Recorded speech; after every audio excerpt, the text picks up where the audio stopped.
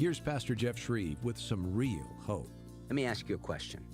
What are your weaknesses? You know, we all have weaknesses. We don't like them, but they're still there. Some are weak when it comes to physical appetites and the lust of the flesh. Others are weak when it comes to the issues of jealousy, anger, pride, or greed. But here's the good news. Whatever your weakness, the Lord Jesus doesn't excuse it, but he does understand it, because he was tempted in all things as we are. The big difference is this: he never succumbed to the temptation, not even once.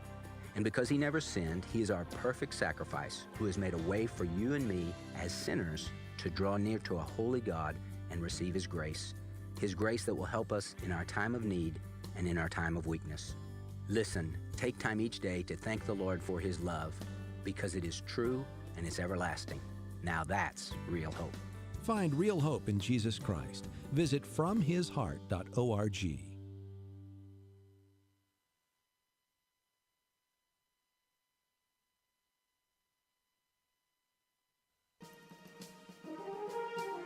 You're listening to 95.9 FM, KMPN Burnett, keeping him close by to Burnett, Marble Falls, and all the surrounding area.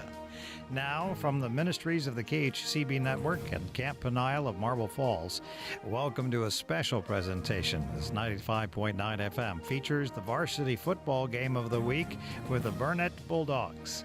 Joined in as play-by-play announcer Mark Edmondson brings all the action and highlights of another weekend of Burnett Bulldog High School football. He is joined by Roy Kaiser in order to give all the details of tonight's contest. For those of you who want to hear the regular programming of the KHCB network, go to khcb.org and listen via the internet, or download the free KHCB app to your smartphone or tablet. Now it's time to bring you all the action of tonight's contest on 95.9 FM. So here's Mark Edmondson and Roy Kaiser. And it is Mark Edmondson and Roy Kaiser live from Burnett, Texas, Bulldog Field. And I'm going to tell you, if you can't get excited about this game, you don't like Texas high school football. It's the Burnett Bulldogs on the air again. Game number 8 of the season, and it will be a big one, as it's the Burnett Bulldogs hosting the Lampasas Badgers. The Bulldogs 5-2, 1-0 in District 4 4A Division 1, coming off of a 43-7 dominating win over the rival Marble Falls Mustangs last week in Marble Falls. And the Lampasas Badgers 6-1, also 1-0 in district play, as they defeated Brownwood 30-20 last week in Lampasas. Coach Kaiser, this is what you start the season way back in August. We're going to go through how we got here, but the thing is, we are here, and yes, there's going to be more excitement ahead, but at the moment, this is where it's happening for the Bulldogs and the Badgers. Be a big crowd on both sides. Again, these two close towns, rivals, and this rivalry to me, and we'll talk about this throughout the night, seems to be more intense every year, and more than some of the now Liberty Hill has moved a bigger district, a bigger classifications. Marble Falls back in the district, so you have some of that. But this is the one now, year in, year out, that people circle, look for, and are ready for. And we're here, and I'm excited to be able to call the Bulldogs and the Badgers here tonight. I agree with you, Mark, and I guarantee you both head coaches have told their kids that this is a huge game because it's the next one on the schedule, and we hope the kids buy into that.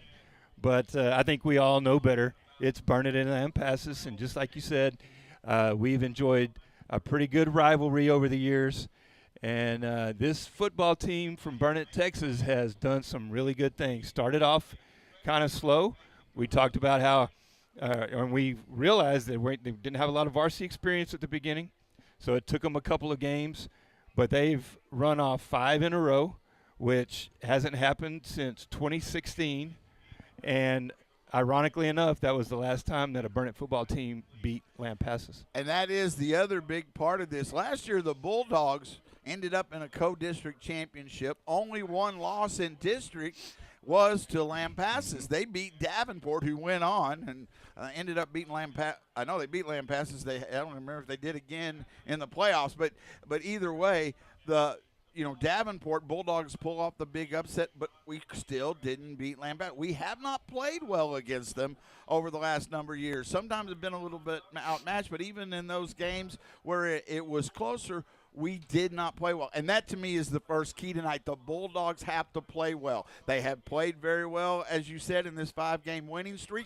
They've got to keep that confidence going. But Lampasas has that confidence of saying, you got to prove that you can beat to. It should make for a great matchup. I think so. And really, if you think about our record, if we were to play Lago Vista right now, I think we beat them by 2 or 3 touchdowns just because we've grown.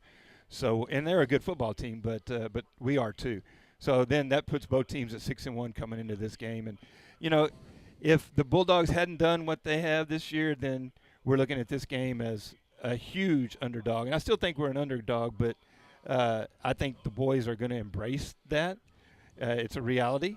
So you just embrace it, and we rely on each other. You surround yourself with support, and they've done that with their teammates and their coaches. And they're going to embrace that mentality and go see what happens. A couple things happening right now.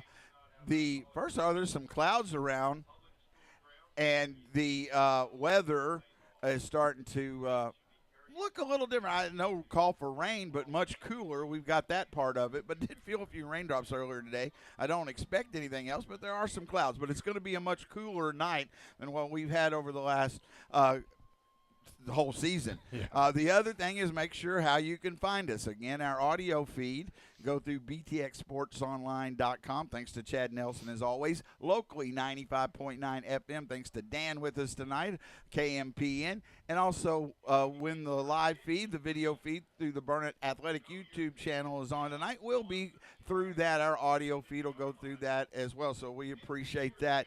Also, so lots of way to find us.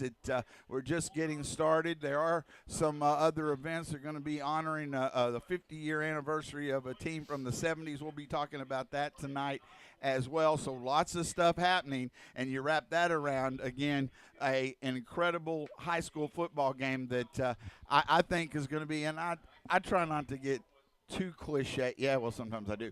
But, you go back to those terms, and I've been announcing a long time, and I like listening to other people.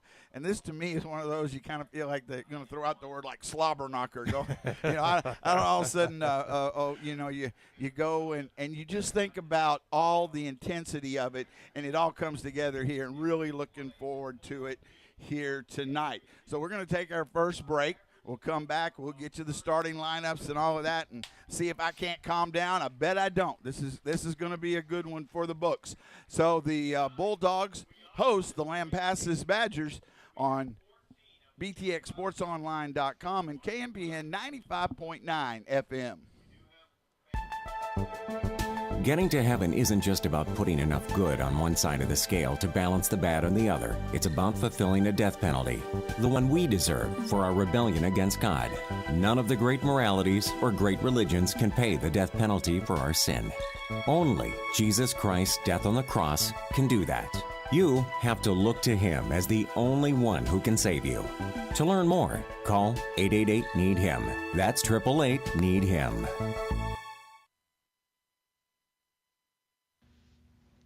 It's game number 8, and it's the Coach Ben Spears Show, head coach of the Bulldogs. The Bulldogs are 5-2 after a dominating 43-7 win over the Marble Falls Mustangs. Please share your thoughts on the game. Well, it definitely was our first, I feel like, complete game that we had. It was good to see the kids come out. They were focused, they were prepared, they were ready, they were executing, and things happened just exactly as we wanted. We wanted to get the ball first. They won the toss and they deferred, so we got the ball, and it's what we wanted anyway because we just felt that confident going in offensively of what we wanted to do and how we wanted to do it, and just methodically moved it down and started off right by spending about 3 minutes on a drive and punching it in for a touchdown. Went for 2 and got it, and then it was on. And it great that guys, defense played great. Coaches had them ready. It was just one of those things where everything just kept clicking. I don't think they even got a first down in the first half. Did not. And so those things are are fun to when everything kind of works the way it's supposed to, and even more when you just get that momentum on your side and the kids start really believing and they start playing harder and harder and harder and taking pride in what they do. So it was good, and most important, it was our first district win, and that's big for us. I'm going to add on to that. Last week might have been the Bulldogs, as you mentioned, most complete performance, getting contributions from the offense, defense, and special teams. That does have to be a real confidence builder for the team moving forward. Absolutely. You can get over 500 yards of offense and hold an opponent to under 150. I think just it doesn't matter who you're playing. It speaks volumes for your kids and your coaches, and they were excited and ready to play and had a good time doing it, and got able to get in a lot more kids too. You know, when they have those moments, those chances that we get, and let them play a little bit. And you know, part of you is being a defensive coach. You're like, I want to keep the shutout. I want to keep the shutout. You know. But it's more important that those guys get some experience, and the opportunity to play is more important than the shutout. It's been a long time since we've kicked 3 field goals in a game. I don't know where that.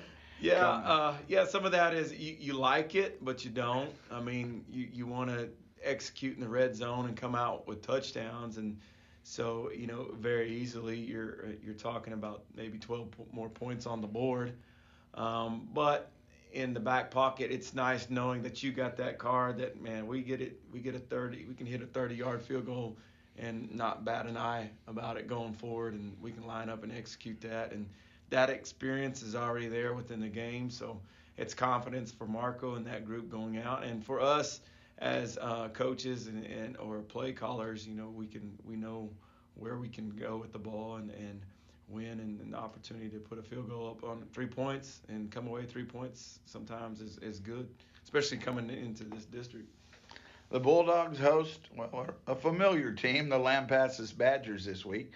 What can you tell us about this year's Badgers? You know, they're coming in and with only one loss.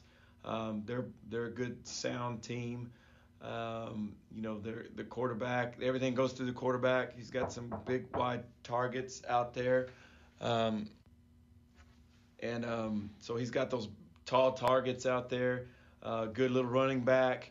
Line is solid. They're not as big as they've been in the past, but they play real physical, and they're aggressive. But everything goes through the quarterback, and he's a senior, and he's a great athlete. And and I tell our box players, I mean, you got to think of him as a running back. Let the secondary worry about his throwing skills, but you got to come at him and hit him low and wrap up and wait for everyone else to get there, because he's a good, strong, fast kid. Defensively, they're in their stack, and they give you different looks and send different pressures, and they're pretty sound in their package. But we also see some opportunities that I think we can take and get to them, especially in their secondary, and kind of do some things that we do well. I think we've been able to run the ball here in this streak is when we're able to run that ball. Man, it sure makes things open up in our passing game, and so we're excited about that and opportunity and playing them. And yeah, it's kind of another little rival, although they've owned us. I think we haven't beat them since 2016, I believe, is what I looked. So it's been a while. Right. It's time. It's time for this group to be the one to go get that done. I like the way you said that. It is time. Getting the win to open district is obviously huge, but there's no time to rest on your laurels. Talk a little about this 4-4A district. It's one of the toughest in the state, without a doubt.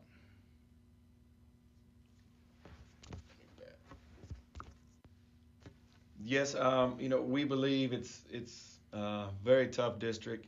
Definitely the toughest in our region, and one of the toughest in the state. You are correct.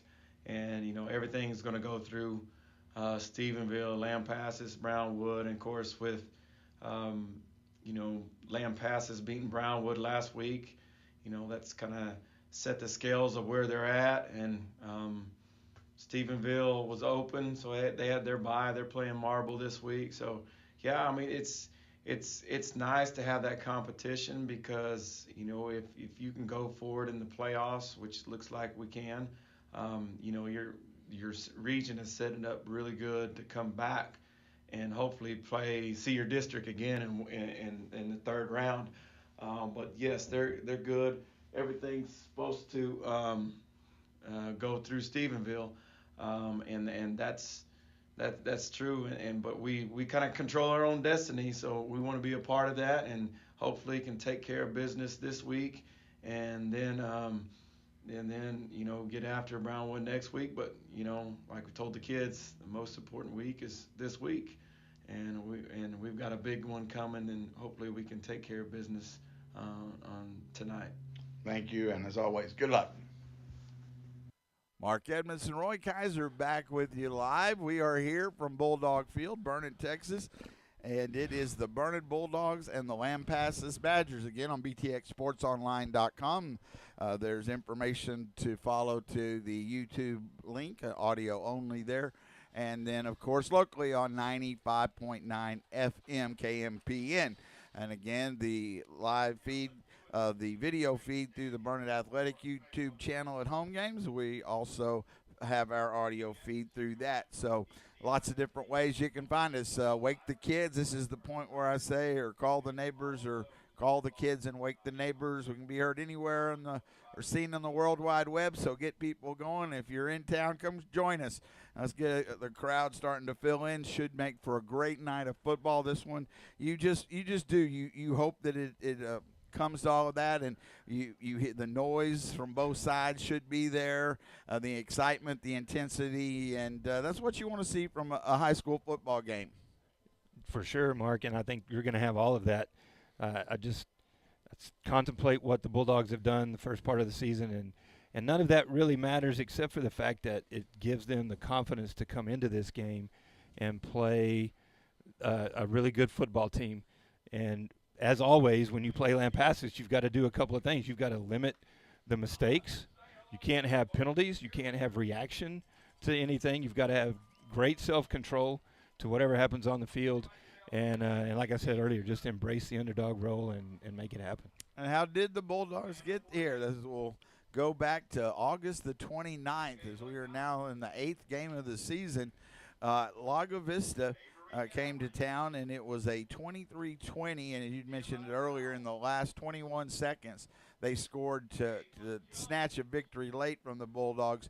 And I do agree with you. That was a young team still finding its way and weren't able to make a stop there late. But that would look different. Lago Vista, though, and they played well. They had some ups and downs, but I've kind of watched them along the way, and they've had some good victories after that as well.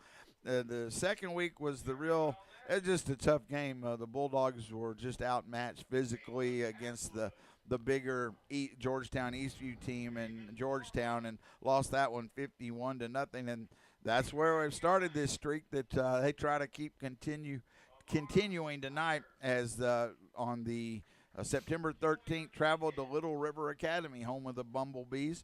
And the Bulldogs won that one 49-35. Followed that up with a tough game at Fredericksburg, 22-15 victory.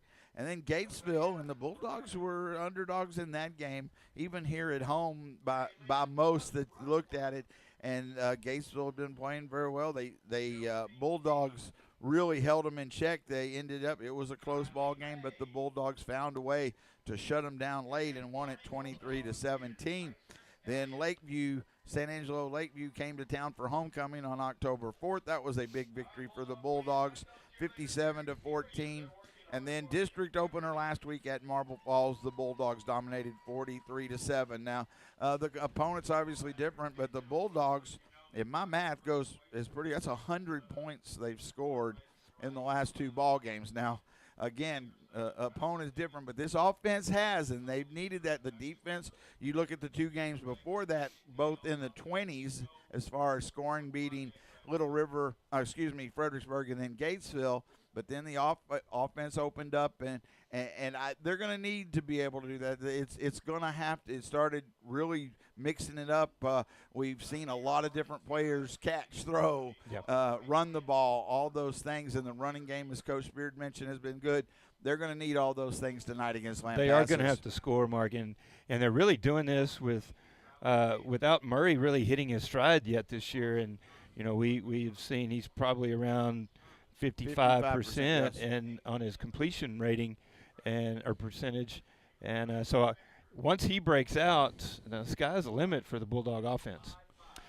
Fredericksburg, you heard Mark say that the Bulldogs beat Fredericksburg 22-15, and that's a common opponent with Lampasas, as Lampasas opened up with Fred and beat them 40-21.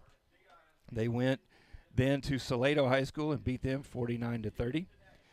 They traveled on September 13th to Chaparral and played the new high school in Killeen, Chaparral, and beat them 63-20.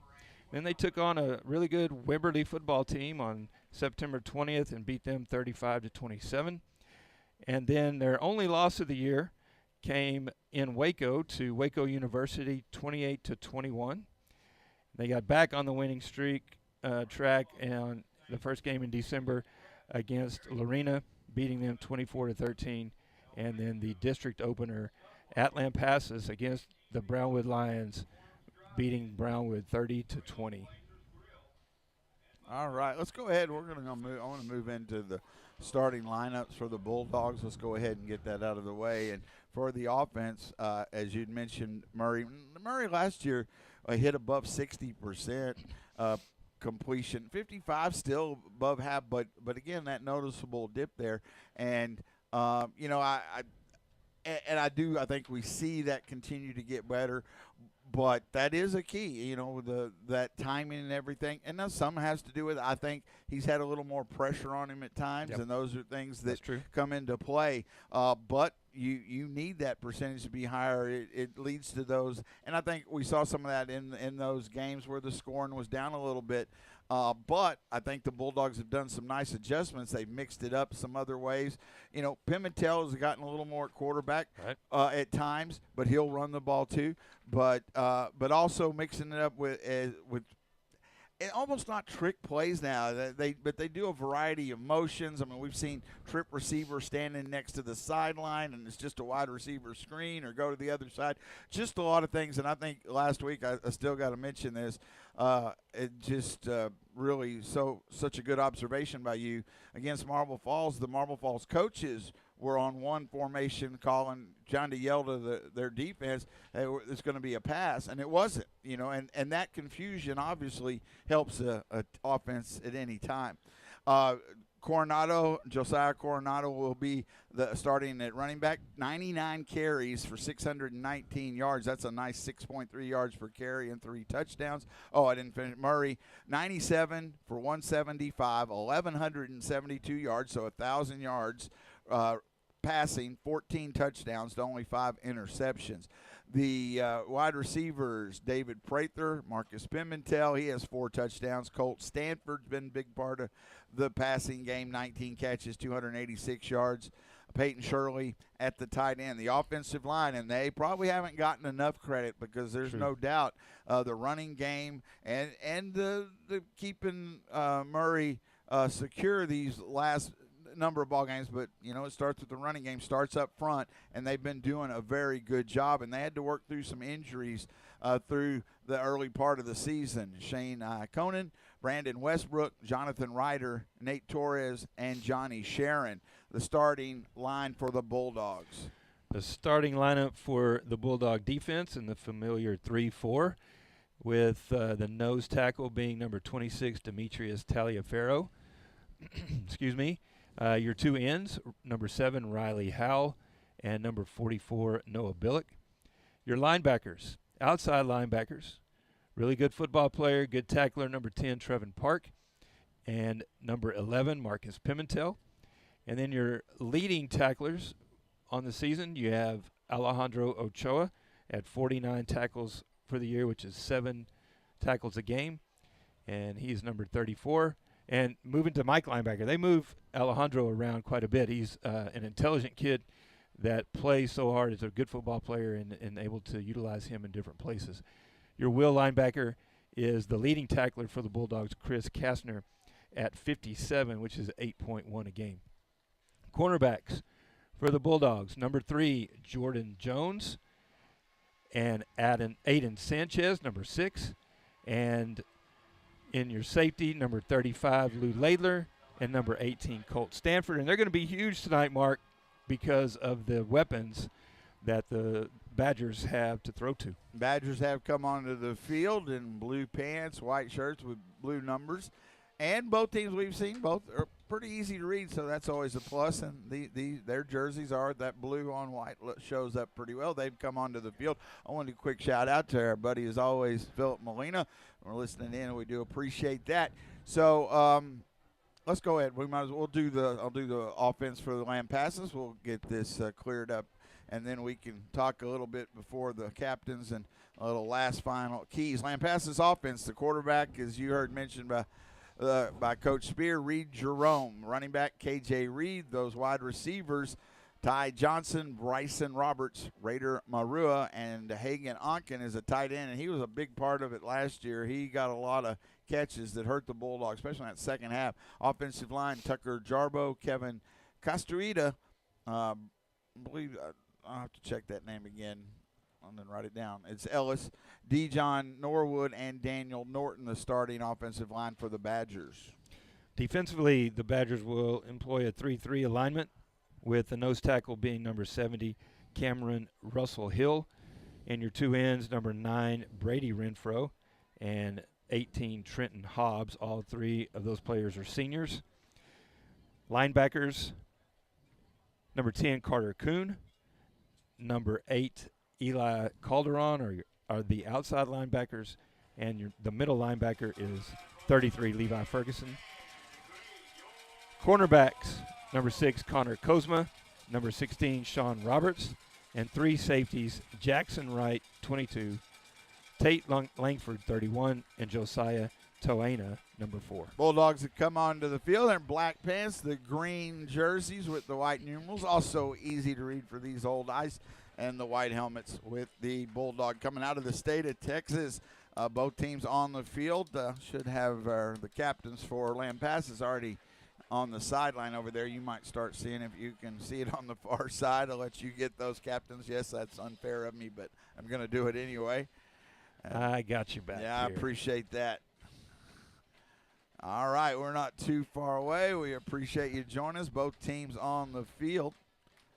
Bulldogs will have captains Marcus Pimentel, Rhett Murray, Jonathan Ryder, and Colt Stanford. Captains for the Bulldogs. Captains for Lamb Passes, number 3 is the quarterback, Reed Jerome. Number 33, Levi Ferguson. Number 12, is it 12? 21 is one of them. Okay, 21, KJ Reed.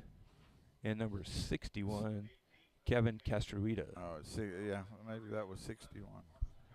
I think it's 12. Okay, 12. Instead of 21. So, yeah. Aaron Everts. All right. And the name a while ago I had, it's Brighton Ellis is the offensive lineman for Lamb Passes. Both teams, both captains, sets of captains, about to walk onto the field, so we are not too far away. And you know how we know we're ready to start a big game like this? Coach Messer joins us with a meme. Yes, that is actually my first car. Thank you, Coach Messer. As the captains meet at midfield. And send us volleyball updates as you get those, Coach Messer. We would appreciate that. In Taylor tonight, I believe. In Taylor. That wins over Lamb Passes on Tuesday. Correct. Congratulations. I think a sweep. As again, the captains are meeting at midfield. Again, you can follow us on the Burnett Athletic YouTube channel, the video feed. Our audio feed is through that on btxsportsonline.com. The instructions are there to go to our YouTube audio feed and on KMPN 95.9 FM. Game number 8 of the season. coin toss is being explained thoroughly. Looked more like a commemorative plate toss. That was the largest coin I've ever seen. Because we could see it from here. Yeah. And then a lot of discussion about it now. So maybe it hit somebody on the foot. No, I don't think so. Burnett will receive. Looks like they won the toss, I believe. Didn't show a defer. So Burnett says, let's put our offense out there. And I'm not really surprised by that. Last week they got deferred, but I think they were going to anyway. And so they want this offense to go out. And Pimentel, as he comes to the sideline, gets the crowd involved. Be a big crowd on both sides. Of course, the smaller stands on Lampasas side, and they are packed in there over there. So it's going to be, as we have our national anthem. We'll take our last break. We come back, we'll have the kickoff. The Burnett Bulldogs and the Lampasas Badgers on BTXSportsOnline.com and KMPN 95.9 FM. Here's today's daily devotional from Dr. Ed Young. Psalm 119, 34 and 35. Give me understanding that I may observe thy law and keep it with all my heart. Make me walk in the path of thy commandments, for I delight in it. Imagine for a moment that you had to walk through a field in which someone had placed landmines that would do serious harm to you if you stepped on one of them. I suppose someone gave you a map and explained that it would guide you safely through the field. I am confident that you would receive that map and study it carefully before you took even that first step across the field. God's Word is the map. He has provided it to guide us every day. It shows us clearly the way we should go and gives us examples of men and women who have gone before us and found a safe path as they followed its directions. Consult it daily, ladies and gentlemen. It will help you uncover and disarm the spiritual landmines Satan has placed across your path. For additional resources, go to winningwalk.org. That's winningwalk.org. Mark Edmondson, Roy Kaiser back live from Burnett, Texas. And thank goodness, girls basketball practice has started up. I've heard they've had a great couple of practices because Doug Messer has too much free time to find memes. But we appreciate that. And we're ready to go. The Bulldogs about to take the field. They will get the opening kickoff. And it's also pink out night. I've got my wristband on here and my other wristband. Thanks, Coach Kaiser, for helping me out with those and wearing those proudly to represent. And just always a great cause to everybody to recognize all of the people fighting cancer. And so it's just a neat thing to see the community come together that way and the school community as well. Coach, what do the Bulldogs have to do? Here we go. Mark, we talked a little bit in the pregame about limiting mistakes and staying under control, playing with self-control, playing with a lot of confidence. Don't let anything happen that you react negatively to, and go and play your game and see what happens. Joe Toania, spitting name for a kicker, and he puts his toe into it. It's high, going to be returned from the 1 yard line to the 10. And hit, still on his feet at the 25, so a nice return to the 26 by the Bulldogs. And they'll start their, I think that was Stanford up there? Yep, was Stanford with the return. And they'll start at their own 26-yard line. Bulldogs will have 1st and 10. I like it. Let's put the offense on the field. And we've been really creative, like you pointed out earlier, Mark, that a lot of personnel are involved in the offense, and I think the Bulldogs will continue to do that tonight. Murray brings out the diamond formation. Lou Laidler's going to be in the backfield behind Murray. It looks like Coronado to the right, Kasner to the left. They hand it off to Coronado on the run, and somebody cuts through and makes the tackle, and well scouted by Lampasas. It's a loss back to the 22-yard line. And somebody just was able to strung it out. They sent a linebacker or safety through there, and he tackles him for a 4-yard loss. It'll be 2nd down and 14. Not what you wanted to see. No, it looked like the old Green Bay Packer sweep with a lot of lead blockers, some offensive linemen pulling. But he never found a hole to turn up in, and that gave them time to bring him down. 2nd and 14, just underway. 2 receivers to the right, 1 to the left, short side of the field. Murray in shotgun. He looks to throw, and it's batted down. They bring pressure from the left side. Murray was trying to throw it that way, and number 8, Eli Calderon, comes untouched. And I thought he was going to go for the tackle, but he jumps up and bats the ball back into Murray's face, and it's 3rd and 14. Not a good start. I mean, right now the Badgers look like they know what's happening before the Bulldogs do. Yeah, they're getting through. They're getting penetration from the line, and if they're coming in untouched, then we're going to have a difficult time moving the football. 3rd and long. 2 receivers to the right, 1 to the left.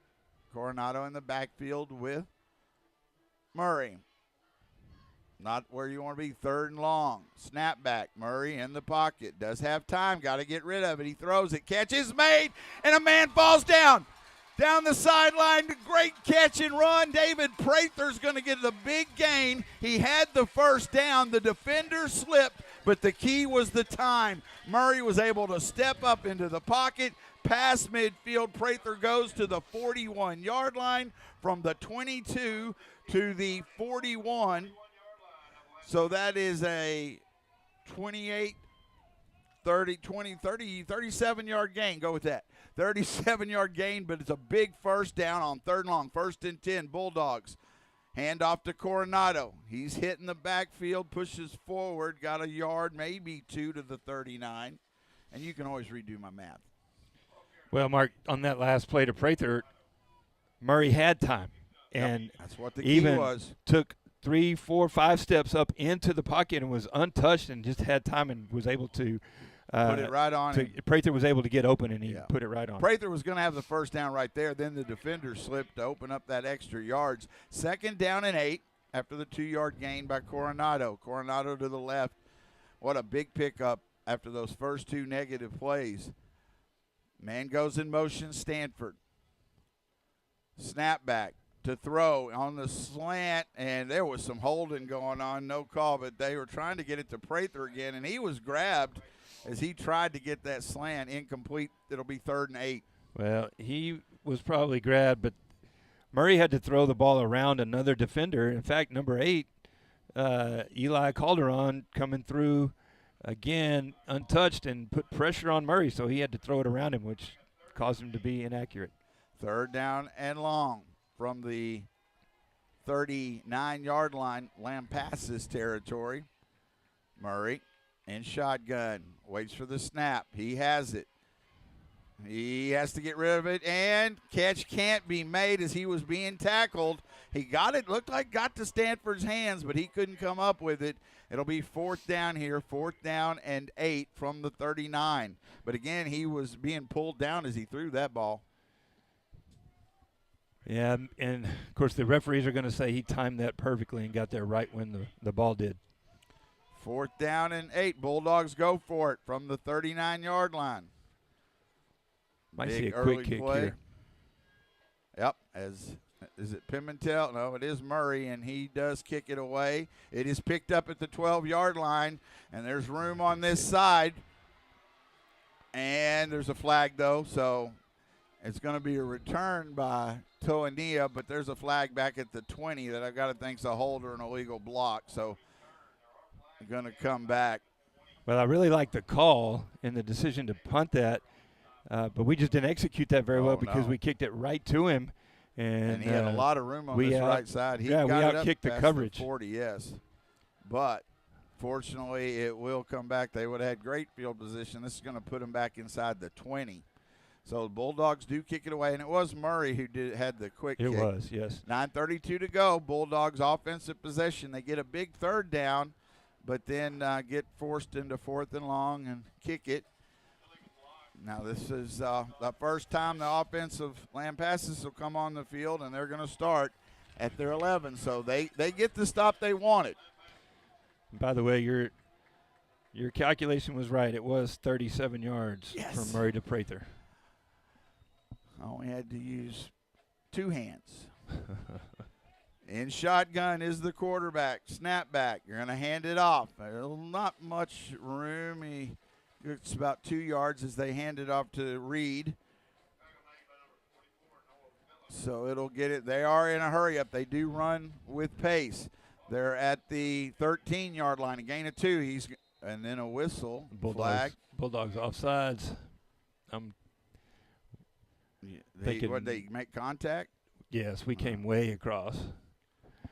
We've got to, again, those are the little plays that's going to give them, see, in 2nd and 8, and all of a sudden now it's 2nd and 3. Yep, defensive offside. You're right on that. So that'll move it from the 13 to the 18. And they will hurry up, so it's just something we've got to be prepared for. 9:12 to go, no score. Offensive land passes on the field for the first time. The Bulldogs have done a good job with running backs over the last few games, Mark, so we've got to do that again tonight. Reed Jerome at quarterback. Snap back, he's going to keep it himself, turns it up. He's hit, but he'll lower the shoulder, should get the first down to about the 23-yard line, gain of 5. So 1st and 10.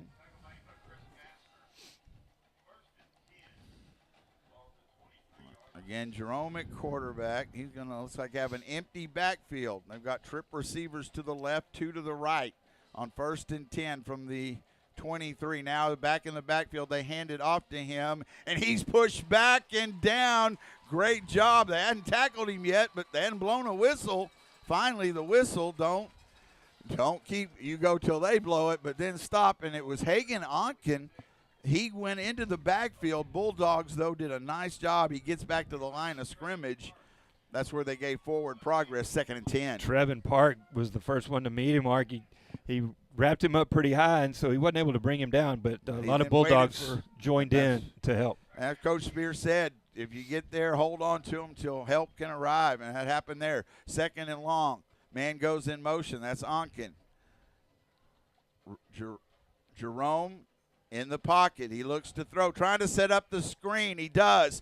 But fortunately, they fell down. We had one defender trying to get through there. They get it to number 7, Damian Rivas, but he falls down after just a yard.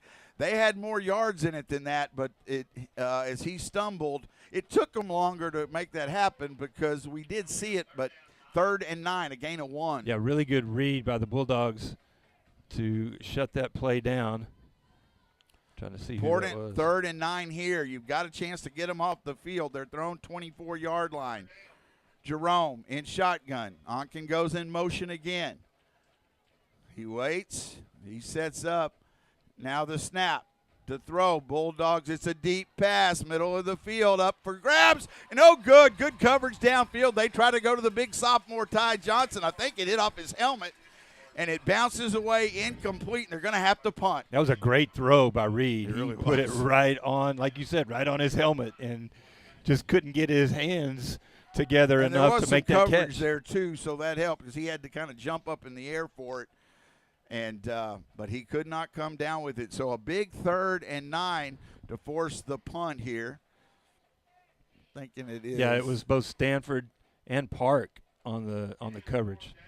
I think it is Toania again to punt as well. He stands at his own 15-yard line. Watch for fakes here. Because you still have Reed in the game. Low snap. They do get it away. He's got a big leg, high kick, and it bounces, get away from it, and Trevin does. And it goes all the way to the 15, from the 15 to the 15, and he got a lot of hang time under that, but that was the right thing to get away from it. But Bulldogs force the punt, and they'll take overthrown 15. That's the first thing there.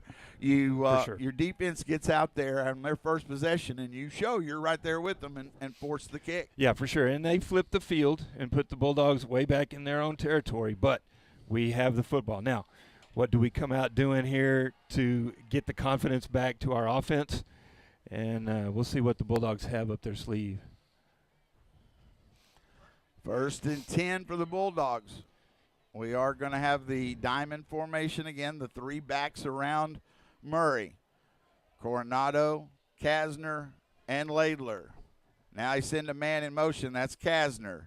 Snap back. Hand it off to Coronado. He's got to get to the edge. He does. Gets up to the 20. That's a good, solid 5 yards. Yep. Like to see that on first down. He just got to that edge, lowered the shoulder when he got contact, and it's 2nd and 5. Yeah, really good job. He might have been able to stretch that a little further outside, but just turned it up instead. And I like what they did there. Instead of leading on that play with a lot of blockers, they moved Kastner away, which took one of those defenders with him. And Laidler led. 2nd and 4 from the 21-yard line. Trip receivers to the right. Murray hands it off to Coronado. Still on his feet. Breaks a tackle at the 30. He'll have the first down. They had a shirt not going to get Coronado down. A great job of pulling out of the tackle. He was short of the marker. Now he gets the first down to the 31. That's a 10-yard gain and a Bulldog first down. Really tough run. And was not going to be denied those extra yardage for the first down. 1st and 10. Oh, that first down of the drive, always so important, stating the obvious. Trip receivers to the right, one to the left. That's Prather, short side of the field. No score, 5:53 here in the first quarter. District 4, 4A. Huge ball game. Bulldogs and the Badgers, both 1-0 in district. Trip receivers to the right. Man goes in motion. That's Pimentel to throw. Murray. Then he's hit as he throws. Incomplete. It's incomplete. He was going deep, but he's not having the time to go deep. We might have to adjust on that because, fortunately, his hand was going forward. Incomplete pass, but it was a duck out there, and it falls incomplete because he was hit. Yeah, unfortunately, there was no one in the area where the ball was going to go, at least on the defensive side. 2nd down and 10 from the 31. 2 receivers to the right. No, it's tripped. One in the slot, one to the left. Man goes in motion. That's Kasner. Now he sets up. They hand it off to Coronado. Breaks it, bounces outside. He's down the left side. Stiff arm, still on his feet, past midfield. And that's a late hit. That is a late hit. It's got to be a flag. How could they not? He was 5 yards out of bounds. Oh my goodness! Okay. I know we can't say it, but that is an incorrect call. Great run. Let's see where they mark it. I mean, well out of bounds. I'll say it one last time. That's just okay. That's just what you're gonna get. Wait, whoa! Why aren't we back here? Did they stepped out of bounds? Well, he did, at but the 42-yard line is where he got it. On the Lampasas side of the field. So he didn't went step from out. The 31 to the 42. Yeah, that's about right. All right, so that's 19, 20, 27 yards. First down, big first down, and then we've got a delay of game. Well, it took them. They said it. Now the coaches are asking to reset the clock. Yes, because they were. They're calling delay a game against the Bulldogs. 5 yards, back to the 47. All right, Bulldogs just got to resettle here, as I do. 1st and 15 for the Bulldogs. Coronado, they've been running the clock all this time, too. Now they stop it. Coronado, they're already big yardage here in this first quarter. Well, we're doing some good things up the middle. And the middle linebackers are just not able to bring Coronado down. I said he broke a tackle. He really didn't. He just broke their ankles. He got in there and made a great cut to bounce to the outside. They put 5:25 back up on the board. Clock reset as it had been running after that penalty. So it's 1st and 15 from the 47. Bulldogs, no score. This is their second drive. Both teams have punted. One receiver to the right, one to the left. On 1st and 15. Man goes in motion. That's Cason O'Hare. They're going to hand it off, though, up the middle, and that's Laidler, and he breaks 3 tackles, and he gets about 5 yards where it could have been nothing. Laidler just kind of kept bouncing through there. He's a much lower center of gravity, and he didn't go down. Great, tough running, and they're not tackling well. Take advantage of it. Back to the 42, the original line of scrimmage, 2nd and 10. That's the only way you can explain it, Mark, is, we saw Marble Falls last week not tackle well at all, and obviously Lampasas will do a better job, but right now our running backs are pretty slippery. Ladler in the backfield again with Murray. Trip receivers to the left. 2nd and 10 from the 42-yard line of Lampasas. No score here in the first quarter. Now empty backfield. Murray to throw, gets rid of it. He has Stanford at the 20, the 10-5, touchdown Bulldogs! 42-yard touchdown from Red Murray to Colt Stanford. Bulldogs lead 6-0 with the extra point to come. Beautifully done. He broke open. He had time to throw it. Murray to Stanford, and the Bulldogs lead here in the first quarter. Mark, the Bulldogs put Trips on one side with Pimentel, Murray, and I think Case and O'Hare, like you said, yes. And so extra point attempt. Okay, go ahead. I'll get this in a second. Snap is back. Hold is good kick on the way, and Campa's worked plenty of leg. Bulldogs lead 7-0 with 4:28 to go in the first quarter. Go ahead. Well, all three receivers, and you know, I'm not quite sure they all ran the route they should have run. They were kind of close together, but Stanford ends up being the one going deep over the middle, and the secondary defenders stopped with the shorter receiver on the routes, the shorter routes. And so that left Stanford wide open. The safety moved over and took the outside receiver. Touchdown. Beautiful pass. Beautiful pass. Yes, and good job by Murray putting it right on him. 42-yard touchdown. The big strike. Extra point by Marco Campos Huerta, good with room to spare. And the Bulldogs lead 7-0. All right, big strike there in the second possession. 4:28 to go. And those of you who I'll hear about later who are too close to your radio or whatever it might be when I get loud, I do not apologize. Move back or turn it down just a little bit. You know, not when you move the football effectively.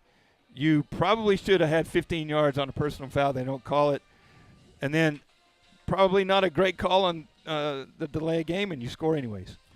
Kickoff here, high short kick, going to be returned from the 18-yard line by Lampasas. Hit hard at the 25.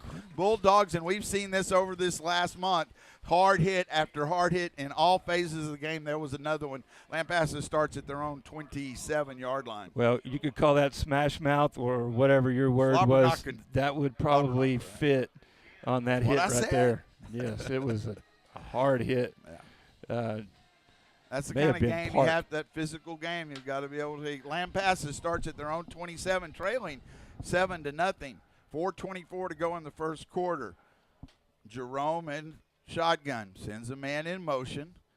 He's going to throw it out in the flat, and ball knocked loose. Let's see if they say, did they say it's a completion? He said incomplete. Incomplete pass. It probably was, because it was such a great job. Who came through there and hit him just as the ball came.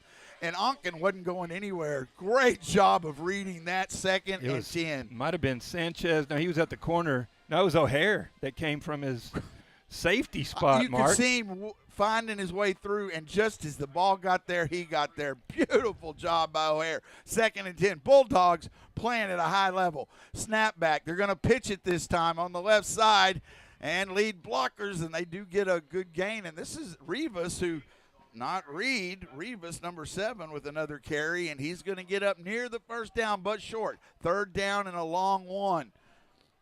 They hurry up at the 31-yard line. They snap it. They pitch it again. He's going to get the first down. So Lampasas wants to work with bases Rivas again. Yeah, I think you're going to see a lot of that right here, Mark. Just they're going to run the football. And they are back at it. 1st and 10 at the 42. Jerome. Now he looks to the sideline. Mark, you've got Stephenville over Marble Falls, 21-0, with just not even halfway through the first quarter. 1st and 10 for Lampasas. Here, Bulldogs lead 7-0. Onken goes in motion. Snapback. They pitch it. On the sweep, Bulldogs have somebody in the backfield. Help coming. Makes one man miss. Not the next one as they get down Ty Johnson. Again, the big sophomore receiver, nowhere to go. He falls forward for 2 yards to the 44. What great pursuit by the Bulldogs. Yeah, it really was. And the first man missed, but turned him back inside where he had plenty of help. Yep. 2:56 counting first quarter. 7-0 Bulldogs. 2nd and 8. Jerome, snap back. They're going to pass it out in the flat. Catch is made. Makes one man miss. Weaves his way through and don't tackle forward is Bryson Roberts, the receiver, going to get the first down. We hit him forward for about 5 yards. He will get the first down past midfield into Burnett territory at the 44. Gain of, let's see, they were on about 10, 12. But it's at the 44 of Burnett now. Yeah, it's a pretty nice move from Roberts to juke his way through and get away from the defenders. We were off the ball a little bit, just the wide receiver screen. 1st and 10. Lampass is driving. They trail 7-0. Man goes in motion. Jerome gets the snap. He's going to keep it himself up the middle. He was hit, but a missed tackle, and then, a flag. Maybe right here. I think they're going to call that on the offensive lineman, I think, for just staying down on the Bulldog. I think they'll call this a hold. You think so? Let's see, just straight out hold. And then he stayed there with it. But a big play now. So that would have been second. He picked up 3 or 4 yards. It'll be 2nd and 20 going past midfield. 2:10 to go. Hadn't got a spot in. We will, though, here in a little bit. Getting close to the top of the hour. I'm wondering if that hold might have been on the lineman that was with Reed as he was trying to gain more yardage, and he's just holding on to the would-be tackler. But it does take it back to the Lampasas 44. He send a man in motion. 1st and 20. Jerome gets the snap. He's going to throw. Pulls it down. Looks to run. Now looks to throw. And he gets it out to Johnson. Johnson got it down the sideline, but Jerome bought time. I don't think they give him the first down. He stepped out of bounds, but at the 34-yard line, they give him 20 yards and a first down on that 1st and 20 play. But Jerome bought time and slid to his left, and that gave Johnson a way to get open. We've got to stay with those receivers. 1st and 10 at the Burnett 34 for the Badgers. 1:53 to go first quarter. Onken running around in the backfield. Then they hand it off to Rivas up the middle. He's hit after they hadn't moved the chains, though. They showed first down. But see, they had not moved the marker, so now they give him the first down. That was 2nd down and short. It'll be first down at the 31, pardon me. So he gained 3 yards, but that does make it a first down now. He did get it, but brought down by Marcus Pimentel. All right. 1:32, quick moving first quarter. Bulldogs do lead 7-0. Lampasas driving. Need a play by the Bulldogs. Jerome in shotgun. Snap back. He hands it off to Rivas. Rivas finding a little room now in the running game. Yep. And he picks up about 8 yards. And gets to the 23-yard line. 2nd and 2. Yeah, it'd be nice if Lampasas would make a mistake here, or if we would put a helmet on the football and knock it loose, something to regain that momentum. 2nd down and 2 from the Burnett 23 for the Badgers. Under a minute to go first quarter. They pitch it. Now a double reverse. Johnson, he's looking to run with it. We've got it smelled out. Yes, and we do. He dives for the first down. He might have got it. He had to run a long way. That was a smart move by Johnson there at the end to dive, and he does get the first down. But that was for a big play. Bulldogs did a nice job reading it, but he'll get it to the 21 and a first down. That long body was able to just dive and get the first. And they're back at the line of scrimmage, 28 seconds. Man goes in motion. 1st and 10 at the 21. They go to throw. Pressure comes. Now he's rolling. He's got a lot of room. Jerome to the 5, and he'll walk into the end zone. Touchdown. It's a 21-yard touchdown by Jerome. They lost contain on this side. They actually brought pressure, but it ends up being a 21-yard touchdown for Jerome as he, again, the quarterback, they said it all goes through him. He gets the first score, makes it 7-6, extra point to come here with 12 seconds. And we are going to take a break after this extra point. Got to catch up on that pitch got all of us, Mark. Got the defensive end, got the linebackers, and then we just got sealed off. Extra point. Snap is back. Good and on the way. And it is good. We'll take this quick break. 12 seconds left to go in the first quarter. We're tied at 7 on BTXSportsOnline.com and KMPN 95.9 FM. Does the world seem to be more connected, but with fewer meaningful conversations? We can build our own image and brand online without ever interacting with another person. We have privacy fences and indoor parking while barely knowing our neighbors' names. The world may feel like it's changed, but God's perfect design for us has not. We are created for community, and Jesus himself came to pay the price for our sins and offer us the ultimate, eternal, and perfect community. To learn more, call 888-NEED-HIM or chat with us at chataboutjesus.com. Mark Edmondson, Roy Kaiser. So this could, again, we expected a big-time game, and that's what we're seeing. Bulldogs, Lampass is tied at 7. 12 seconds to go in the first quarter. Yeah, neither team wanted to give up anything, and they both did. But they, Lampass is a good team, and they're gonna come back with an answer, and that's what they did. That's what good football teams do. So now, the Bulldogs, if they're going to be considered a good football team, they've got to come back and do the same thing, get a good drive, and go put points on the board. There's the kickoff. It's another. This is a shorter kick. That might go bounces. Going to go into the end zone, and that's where the Bulldogs take. It was smart to let it go back in there. We are at the top of the hour. You're listening to Burnett Bulldog Football on KMPN Burnett. All right. You have some volleyball update? No, sir. Not yet. I'm hoping to get something meaningful any minute now. From Messer. Well, you might have to wait more than a minute. All right, so we are tied at 7. There's 12 seconds in the first quarter. Bulldogs offense. This is where you do find out. And, if you can answer, even with just good drives, it can make such a huge difference. 1st and 10 from the 25 for the Bulldogs. They start at their own 25. They scored first. Lamb passes with a big answer. Trip receivers to the right. Coronado back in the backfield to the left of Murray. Man goes in motion. That's Prather. Going to look to throw that way, and Prather catches it at the 30. It's a good, safe play on that first down. Going to give him the 29-yard line, and that will take us to the second quarter. We'll take this break as end of 1. The Burnett Bulldogs 7. The Lampasas Badgers 7 on BTXSportsOnline.com. KMPN 95.9 FM. It looks like the race is tightening as both candidates try to present their case to the election fatigue. It really exists. With all that campaigning, it's easy to just get tired of it all. In fact, you may be wondering if it's even worth voting. If that's how you're feeling, listen to this now from Billy Graham. Your vote is important. Millions of the world do not know the meaning of this freedom to vote, which we enjoy. I hope that every person listening to my voice will go to the polls. The Bible plainly teaches that we are to participate in good citizenship, and that we are to respect men in authority, and we are to pray for those who govern us. As you prepare to cast your vote, please continue to pray for our country, its leaders, and the upcoming election. You can learn more about prayer at our website, findpeacewithgod.net. That's findpeacewithgod.net. We're the Billy Graham Evangelistic Association. Mark Edmondson, Roy Kaiser back with you live. Start the second quarter. A 2nd down and 6 for the Bulldogs. We're tied at 7. Here from Burnett, Texas.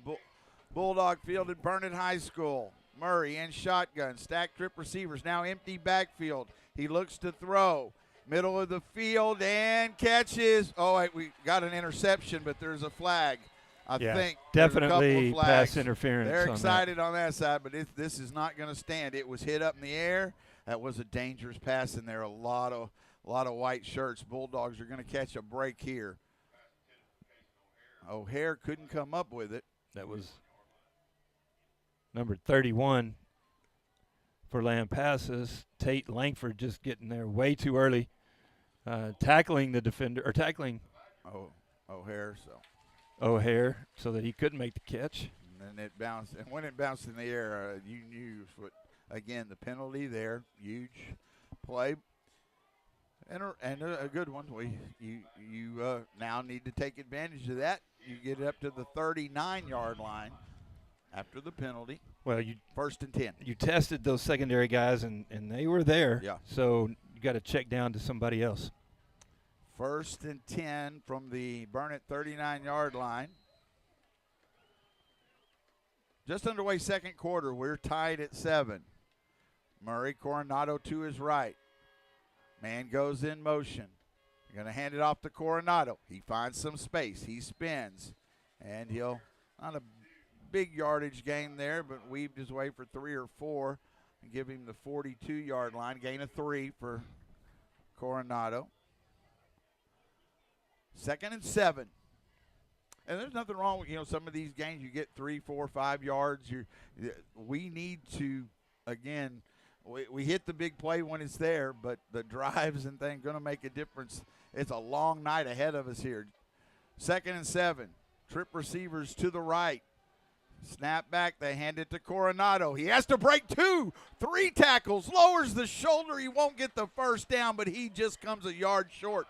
And, they had people, at least 2 or 3 had shots at him, and he kept going, and he makes it 3rd down and 1 at the 49, 7-yard gain. Just such a tough runner. And if he can continue to do that tonight, Mark, then the Bulldog coaches can mix up their play calling and really have some success. Get this first down. 3rd and 1 from the 48-yard line. Snap back. They give it to Coronado, and he, again, lowers it in there still. Now he's pushing a pile with him, and he goes past midfield to the 44. Wow, that's got to be a penalty.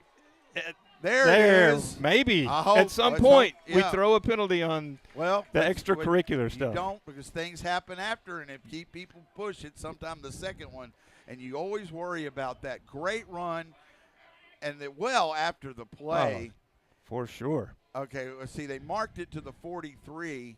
That was a 9-yard gain. Okay. And there it is, 15 yards marked against Lampasas. Move them on. And the thing about, we've played Lampasas a long time, Mark, and, bless their heart, but that's what they do. And you've got, the referees have got to call it, and, again, you've got to stay under control when it happens. Yeah, and that a great job by the Bulldogs getting away from it and keeping something from happening. And they get the 15 yards, have great field position, 1st and 10 at the Lampasas 28-yard line. Trying to regain the lead. We're tied at 7. Trip receivers to the right, 1 to the left. Murray, snap back, time, throws it, catch is made in the middle of the field. Hold on to it. Got a blocker, and then, that grabbed another from one behind. It was Kasner with the catch to the 14. His jersey was pulled in the collar, right in the horse collar. They didn't pull him all the way down is the only thing, but he gets to the 14. It's a 14-yard gain. Nice job. You saw what I saw. They had somebody coming from behind him, and that worried me. He didn't know they were there, but he outran that. A great job, Murray. A good find as he checked down. It's 1st and 10 at the Lampasas 14. 2 backs in the backfield with Murray. He's going to hand it off to Kasner. He has to lower his shoulder, but he still pushes forward for at least a couple of yards. My goodness, and they have been over these weeks. Bulldogs runners running so hard. Well, and they're doing it tonight. And only gave him a yard on that? I guess they said forward progress, but they give him – wow. He still ran hard. So it's at the 13-yard line. Sorry about that. Well, the Bulldogs are going to play hard no matter what, and you saw it right there. You're seeing it with our running backs. 2nd and 9 from the 13. 9:34 and counting, first half. We're tied at 7. Murray back into shotgun. Coronado to his left. Snap back. Got to get rid of it. He throws it to the end zone. It's up for grabs, and he can't hold on to it. It was there. Murray had to get rid of it. He was hit. Who was on that far side? That's Pimentel. And he's going to pull down those most time. He didn't get it clean, and then he got hit by the defender and just couldn't haul it in. 3rd down and 9. Yeah, it was a nice play by the defender. I think that was Aaron Everts over there, but the ball was right in Pimentel's hands. It was a perfect throw considering the fact that Murray was. Yeah, he was getting hit from behind. Murray was getting pressure and tackled on that and still put it right on him. Big 3rd down here. 3rd and 9 from the 13-yard line. Got to hurry to the line now. You can be well. We got 5 seconds. I'm not sure we don't call a timeout. Yeah, we will. We did, yes. Good timeout there. We're going to take a 30-second. 9:21 to go. First half. We're tied at 7. A big third down and 9. We come back for the Bulldogs on KMPN 95.9 FM. Do you believe that there's no such thing as absolute truth? We live in a world where more and more people believe that we get to define truth as we please, as long as it doesn't hurt one another. Some claim you can define truth any way you want, except if it disagrees with their definition. God's Word gives us what our Creator tells us is truth and what's best for us. If you want to learn more about how to tap into God's truth, call us at 888-NEED-HIM or chat with us at chataboutjesus.com. Mark Edmondson, Roy Kaiser, and we said this, this kind of game, and we're looking at it. It's 7-7. Bulldogs with a big third down to try to put points on the board. Now, this is where you do have the field goal in the back pocket. Sure. I mean, but you want to get the 7. But it's 9:21 to go. Been a good start to this ball game. Both teams, and you can see they know the importance of this game. I was thinking that with the weapon we have in our kicking game, that we can be aggressive here, knowing that we have that in our back pocket. Coronado to the right of Murray. We have trip receiver stacked to the left. 3rd and 9 from the 13. Murray. Man goes in motion. That's Stanford. And then flags and a false start on the Bulldogs. A mistake, those mental mistakes. We talk about it at the bad times. Yeah. That was a bad one. So it's now going to be 3rd and 14 from the, they put it all the way to the 18. That's right. So 3rd and 14 from the 18. That changes your play call here. Absolutely. And so you might see the Bulldogs be a little more conservative and run the football. Don't want to sack here. No, I think you run the football and get it in a position where you can kick it. Coronado to the left of Murray. On 3rd and long, Murray is going to throw. Has to get ready, just throws it up for grabs. It's caught at no, it's incomplete. I thought the Bulldogs were going to catch it, but that was almost a huge mistake, though. That was just thrown up for grabs. They brought pressure, and now we're going to see, and this is a more pressure than Marco Campos Huerta has had to be under, but he has shown he had kicks of 27, 28, and 30 last week. It will be spotted at the 25. This is a 35-yard field goal attempt for Marco Campos Huerta to give the Bulldogs the lead. I was talking to one of our coaches about here we go. Marcos in practice. The snap is back. Hold is good. On the way. Plenty of leg, and it's good! A 35-yard field goal right down the middle with plenty of leg, and the Bulldogs lead 10-7. He is a weapon for this team. Marco Campos Huerta with the 35-yard field goal. And one of our coaches was telling me about Marco and how, when they practice, they back him up. And he said once he gets around 40 yards, he tries to over-kick it. And so they have to remind him, just kick it like you normally would, like an extra point. And when he does, which is what happened right there, Mark, the ball just explodes off his foot, even if he's not trying to kick it as hard. And so great fundamentals by Marco, and the result is 3 points for the Bulldogs. 9:11 to go in the first half. That's going to be the defense really on their heels a bit by Lampasas. They had them in that last drive, so we know they make adjustments. This is they got to stop in the first drive, so defense now needs a chance. I don't even know if I want to hear this score. Well, it kept our defense off the field for a while. Yes, that's good. 35-0 Stephenville over Marble, beginning of the second quarter.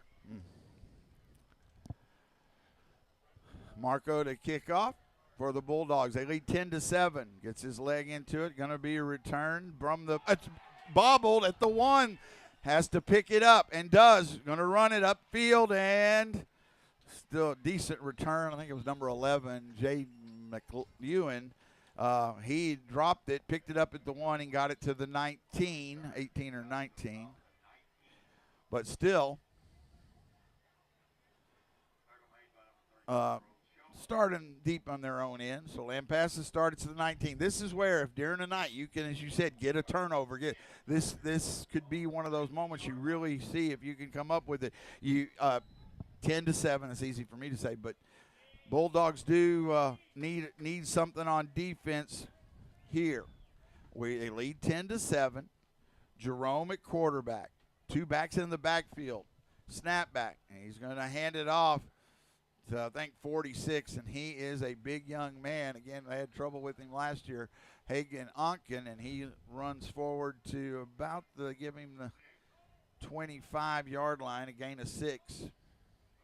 You know, we haven't had trouble with big running backs lately in this 5-game winning streak, and so you would now they do move him around a little bit, and so it's not as easy to read. 2nd down and 4 for the Badgers. Clock runs 8:33 to go. First half, 10-7 Bulldogs. Jerome. Now he hands it off up the middle to, that was 21. Different back. That's Reed. Reed, I think it might be his first carry. Maybe early he did. And then he's short of the first down, but it's close. He picks up to the 28-yard line, a gain of 3. It's 3rd down and 1. This is where you wish you could get some penetration in there. You get him in the backfield and definitely try to make them think they're not going to try to go for it if you could put them in 4th down. But it's 3rd and short. Trevin Park and Noah Billick on the tackle. 2 receivers to the right, 1 to the left. Send a man in motion. Jerome might keep this. Now he hands it off to Reed, and there's a big hole, and nobody's going to catch Reed. We got blocked on the side, and he's down the sideline to the 20. He is into the end zone. They do get close to him, but that is a 72-yard touchdown by Reed. The big play. The Bulldogs really, that's the thing, one of the top things they needed to keep away, those big hit plays, and they just gave up one there is Reed on 3rd and short. We kind of get up there to stop the short gain, and he goes for 72. It's 13-10, extra point to come here for Lampasas. Huge play for the Badgers offense. Toania to kick the extra point. Snap is back good, and the kick is up, and it is also good. We're going to go ahead and keep it here. So that quick, this is the defense wasn't able to step up there. Lampasas now feeling on the offense. There's more pressure on the Bulldog offense now. They trail 14-10, but there's a lot of time left, and Lampasas gets that second half kickoff. A lot of things happening now here in the last 7:38 of the first half. Yeah, Mark, and of course, you know, tackling is about getting the correct angle and getting off the blocks. And what happened there, it looked like our secondary and linebackers kind of ran into each other, kind of meshed into each other, and at that point they were not able to get the correct angle in order to tackle before he went 70. So big drive coming up here for the Bulldogs. They trail now 14-10. First time they've trailed tonight. Yeah.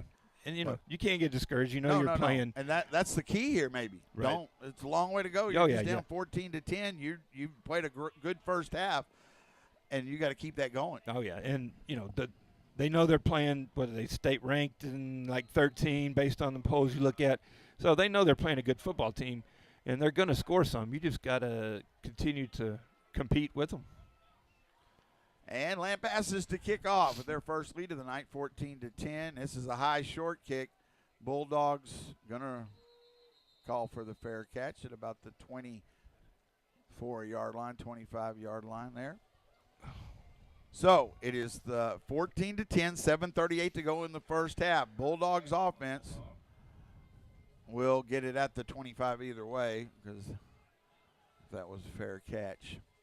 So Burnett starts at their own 25 again. They have scored on 2 of the 3 drives, and this would be another huge drive to put points on the board. It will, and I think the Bulldogs will continue to mix up. They show they can move it. Oh, for sure, and I think our coaches have seen some areas where we can put the football and take advantage of their weaknesses, and we're doing that right now. Empty backfield. Coronado lines up as a receiver to the right. 1st and 10 from the 25. Now Coronado goes in motion. They're going to hand it off to him on the sweep. And Lampasas reads that one and knocks him down. Coronado may be back to the line. That was Pimentel at quarterback, so Pimentel was in at quarterback there. Which might lead you to believe something else will happen in the next few plays if they keep him in there. But no gain on that play. I think Murray will come back in. But we saw that play earlier. Murray's coming in now. Was a 5-yard loss, and this time it at least got back to the line of scrimmage. Yeah, the sweep play has not worked. They've been able to see that. Murray back in at quarterback. 2 receivers to the right, 1 to the left on 2nd and 10. Snap back. Throws it out in the flat, and it's too high, way over the head of the intended receiver. And this is a 3rd down 10. The 3rd and 3 and out is worst case, well, not worst case, but bad scenario here. 3rd and 10. So, because the momentum, no doubt, has shifted to Lampasas with that big run. And they want that offense to get right back on the field. It is 3rd and 10 from the 25. Yeah, and you want to send a message to Lampasas that it doesn't matter if you score once. We're going to, on a long play, back, right. We're going to come right back at you. 3rd and 10. Murray. Coronado in the backfield. Trip receivers to the right, unstacked. Now he moves. We're going to get a penalty here. We got a penalty. We snap. No call. There's the flag came back here, but we were trying. I think we called the timeout and they gave it to us. I think that nope. might have been. Nope. Marking it off. They're marking it off. I didn't see a flag come in though. Neither from the guy who's supposed to call it. Okay. Well, we're a little out of sorts here, so not a good drive. Now it's 3rd and 15 from the 20, and this is where you really don't want to make a huge mistake and get a turnover deep in their territory. Trip receivers to the right. Definitely momentum on Lampasas' side. They lead 14-10. 6:47 to go first half. Murray gets the snap. Looks to throw. Middle of the field. He has a man. Kasner gets the first down. Kasner comes open. Great throw. Great catch because he got hit and had to lean forward. What a huge play on 3rd down up to the 37-yard line. That's a 17-yard gain when they needed 15. 1st and 10. That's a play you put a star by there on a big play to keep the drive going. 1st and 10 at the 37 to burn it. Yeah, really good placement of the football by Murray. Trip receivers. Kasner goes in motion. Sets up in the backfield. They hand it off to Coronado. Bounces, and he is pulled down after 3 or 4 yards. They give him, I guess, 3 to the 40. So it'll be 2nd and 7. I'm good with that. It's a good run right there. Just get it to him. If he gets it, bigger play, yes. But if not, kind of settle things down. 2nd down and 7 from your 40. I think Coronado is due to break one of those. He's not going to here. Peyton Lopez is checked in the backfield. So Lopez, who's had some nice running games for the Bulldogs, 2nd and 7. And they hand it off to Lopez. And he uses his quickness and that little change of pace there, gets it past the 45 to the 46 for a 6-yard gain. It is not a first down. It's 3rd and 1. 3rd and 1 from the 46-yard line. Let's get that first down. Get that blocking at the point of attack. Get that run in there. I like the way he called it. He did show some speed, but he also ducked his shoulders and ran over somebody. We got 2 backs in the backfield now for the Bulldogs. 3rd and 1. Important 3rd down. Snap back. They hand it off. And there's a big hole. Lopez, he's going to go. The 20, the 10. Touchdown, Bulldogs. It is a 54-yard touchdown. Bulldogs answer big play with big play. Peyton Lopez for 54 yards. Bulldogs regain the lead.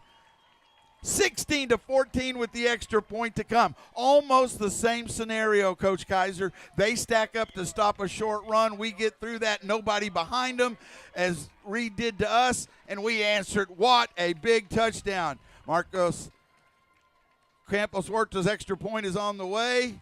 It is good. We're going to take a quick break. Let's talk about it. We'll stay. We'll get it later. Talk about 17-14. Let you go. We got to talk about that play, yes. Right? 2 backs in the backfield, and the back on the right, I think that was O'Hare. No, maybe Kasner. He's the lead blocker going to the left. They give it to Lopez going up the middle, and the line does a fantastic job of creating. I mean, that's just no a secondary. Beautiful hole for him to run through, and all of the defensive backs had come up on the handoff, and just again angles. They took a bad angle. Lopez takes it to the house. What a ball game! Did we talk about this? It's going to be a big game. Yes. Yeah. So far, it has. Going to be excited. Yeah. It's had what you wanted. It has. This is what you talk about. It's lived up to the billing that both communities wanted to see so far. And, we've talked about how good Coronado's been, but the Bulldogs, we talked about how much other runners have come in. Lopez had a big week last week and in several games. And to kid him in with some fresh legs, you saw it there, big play. For sure. And he gained the confidence in the Marble Falls game, that great run up the sideline that he Bulldogs scored to on. kick off. I might lose my voice before the night's over. You need to be ready. Kick to the 1-yard line. Return from there by Ty Johnson. He's up at the 20. Hit there. Falls forward. Good coverage by the Bulldogs. They get it to the 21. So a 72-yard touchdown by Lampasas answered by a 54-yard touchdown by the Bulldogs on runs. But what a huge third down conversion from Murray to Kastner. When you're thinking, okay, let's just run the football so we can punt it and get it out of here and not make a mistake, and yet we end up going. Love it being and it paid off. Going 80 yards and scoring our own touchdown. So now, Lampasas, they're going to look to try to answer right back. It's 17-14. Bulldogs with the lead. 4:49 to go first half. Get a turnover. Ball flop on the ground. Snap back to Jerome. Looks to throw in the flat. Onken makes the catch. Don't push him forward. Bulldogs, and he's such a big load, but he gets the first down. Always you get those piles. We're supposed to be pulling the other direction, but Onken had a big game last year, as I mentioned, passes just like that. He gets to the 32-yard line. Yeah, you're going to have to tackle him a lot lower than that if you're going to bring him down. They have it 1st and 10 at their own 32. 11-yard gain there. 4:32 clock runs here in the first half. 17-14 Bulldogs back in the lead. That was a nice play line by Lampasas. I'll get to that in a second. Man goes in motion. Quarterback Reed Jerome. Jerome's going to hand it off. Looking for space is Rivas, and Bulldogs kind of lost him in there, and he gets up to the 41. He came inside, and then he bounced outside. Nobody there. It's going to be another big gain, 9 yards for the Badgers. Yeah, 2nd and 1. Lampasas does a nice job of moving their players around. That previous play, they sent the running back all the way out in motion to the sideline and then threw it to the slot receiver on a curl route, and he was open. 2nd and 1. Did we get the volleyball? Did we get that up? Look, I think volleyball won tonight. I don't know scores, but they won. 2nd and 1. Congratulations to them. Jerome, snap back. He looks to throw. Pressure comes. He's going to run. Now throw deep. And overthrows the receiver. He got behind there. Incomplete. It'll be 3rd and 1. Good job down the way, but we're fortunate because the receiver did come open. Right. Jerome just missed him. Yeah. He overthrew him as he was on the run, or he would have picked up a big first down. So 3rd and 1 from the 41. I don't know, that 3rd and short that has not gone well for either team in the last 2 drives. 3rd down and short from the 41-yard line. Jerome has 2 receivers to the right. Man goes in motion. Jerome will keep it himself, and he lowers the shoulder. Laidler hits him first, but he'll get the first down at about the 45-yard line. Gain of 4, but that does move the chains. Clock will start back up after they reset the chains. 3:22 to go here in the first half. It's tough to defend these guys, Mark. You've got Jerome who can take off. You've got Reed who's pretty fast. Then you throw it to some skilled receivers like Onken, and it's big. 1st and 10 at the 45. This time they hand it off to Onken, and he's going to the outside, and they still can't bring him down. He goes out of bounds. He is a big big load to haul down, but they did a nice job pushing him to the sideline. He got some speed, too. He's not slow. He ends up with just a yard at the 46, so good job by the Bulldog defense. Yeah, and then they put a good pop on him on the sideline, too, or before he went out of bounds, just so that he knows that we're there. So 2nd and 9 from the 46-yard line of Lampasas. 3:01 to go in the first half, 17-14 Bulldogs. 2 receivers to the left. Jerome gets the snap. He's going to throw. Has to pull it down. Looks to run and find space. Bulldogs can't tackle him until he gets the first down. Pass midfield to the – just again, if you do cover everybody downfield, you can't get Jerome. He gets to the 42-yard line of Burnett. Yeah, the defense did a really nice job of taking away Jerome's first option, which was a screen pass to the back in motion. When we took that away, he tucked it under and ran. 1st and 10 from the Burnett 42-yard line for the Badgers. Man goes in motion. Jerome in the pocket. Pressure comes straight up the middle. He gets rid of it on the screen. They set it up. And then a missed tackle and another missed tackle by the Bulldogs at the 30. And it's Onken again. And somehow, I don't know how he got the pass to him. We brought somebody right up the middle, but Jerome did a fantastic job finding Onken. And again, so hard to bring down. He had this kind of game against them last year. He gets all the way down to the 25-yard line. 17-yard gain, and they're hurried to the line. 1st and 10 at the Burnett 25. Jerome, now he resets. 2 minutes, clock runs here in the first half. They get the second half kickoff. The Badgers. Bulldogs line jumped a little bit on that play. They're going to have to stay disciplined. Jerome, high snap. They hand it off to Rivas. Trying to get to the outside and a missed tackle. We dive and can't come up with it. Gets it all the way to the 10. They're getting big chunks of yards. That's a 15-yard gain by Rivas. Yeah, right now, Mark, the offensive line from Lampasas is winning the game, and we're just not able to get off of these blockers and make tackles. And it's 1:30 and counting here in the first half. I wonder if we might think about using a timeout. Lampasas will get the second half kickoff. Jerome sends a man in motion. Now he backs out of it. They're going to go that way. Pass to the end zone right at the goal line. It's a touchdown to number 2, and he was the one that went in motion, came back. Bryson Roberts with the score. Pass from Jerome of 10 yards to Roberts. Makes it 20-17 Badgers. Extra point here to come. Yeah, it's a pretty easy play just to find him right at the corner of the end zone. Jerome can put it right on him. Snap is high, but the hold is good. Kick is on the way. It is good. We're going to go ahead and take this break with 1:11 to go in the first half. 21-17, Badgers regain the lead on BTX Sports, BTXSportsOnline.com, KMPN 95.9 FM. For a long time, whenever we'd face a crisis, I'd tell my husband, let's just trust God. He's all we need. Then I'd run to my friends and tell them all about our marriage or finances. It's easy to say that God is all we need, but in the rough and tumble world, do we really believe it? The truth is, I claimed that all I needed was God, but I thought I needed God plus my friends. Do you really believe that God is enough? Or do you feel that you need God plus close friends, God plus health, plus a husband, plus a job that pays enough?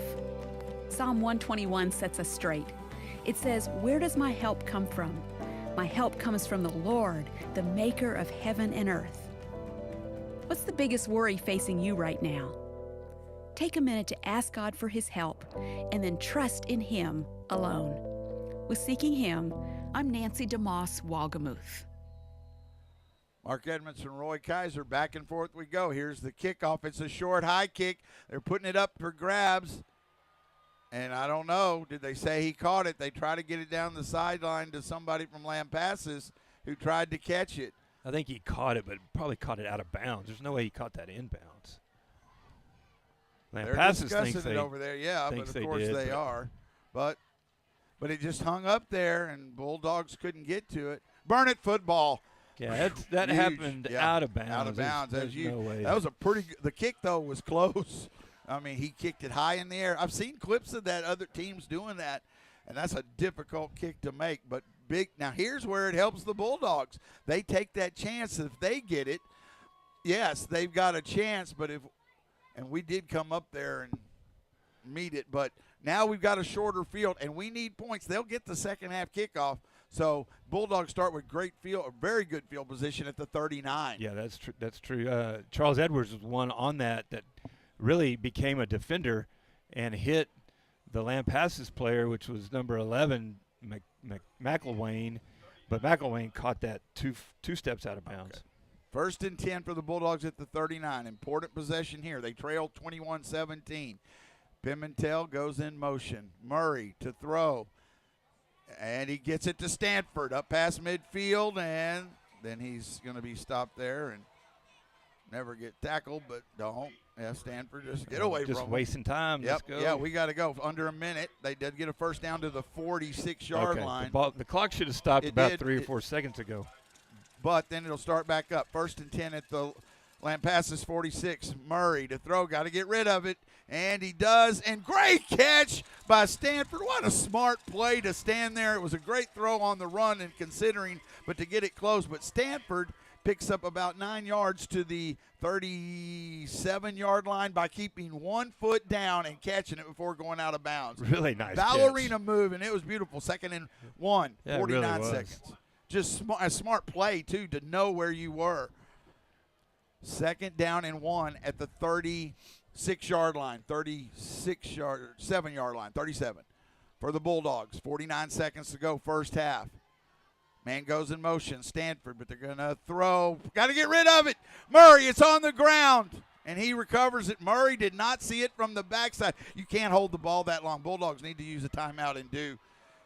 No, we don't yet. There it is. We get 30, and it's still running. 35 seconds. We let a lot of time run down there, but the ball was knocked out. Murray recovered it, but back at the 44. We were going for the deep play, but too long. Murray, as a quarterback, sometimes you got to have that little bit of that clock, and he got hit hard from behind, fortunately able to recover it. Well, and yes, and he's got to have more time from the line. They got to do a better job, but that play also took too long to develop, and those receivers are trying to get out behind the secondary, and it just, for Murray to have a good throw, he's got to have a little more time. So 3rd down and about 8 with 35 seconds. So you had gotten it down to the 37-yard line, but now it's back at the 44. 3rd and 8 for the Bulldogs from Lampasas 44. It's 21-17, Badgers lead here in the first half. 2 receivers to the right, 1 to the left. Murray. They got him, get the throw. And he throws it to Stanford, and he can't get there. It's not going to be a first down, but they'll get 5 more yards. So the Bulldogs have jumped a couple of times, and I was thinking on that last time that we saw the Bulldogs jump that we might try to do that. Yep. And sure enough, Bulldogs able to get it done. But now it's still 3rd and about 2. But now you can run it or throw it. Yes, you're right. 39. It's at the 39-yard line now, 35 seconds. They had blown the whistle because they put the time back on the clock. So even the Kasner checks in. Let's see. Coronado is in the backfield with Murray. We do have, I think, 1 timeout left. 3rd and 3. Murray does hand it off to Coronado. And he has a big hole up the middle. He makes one man miss. 10-yard line taken down there.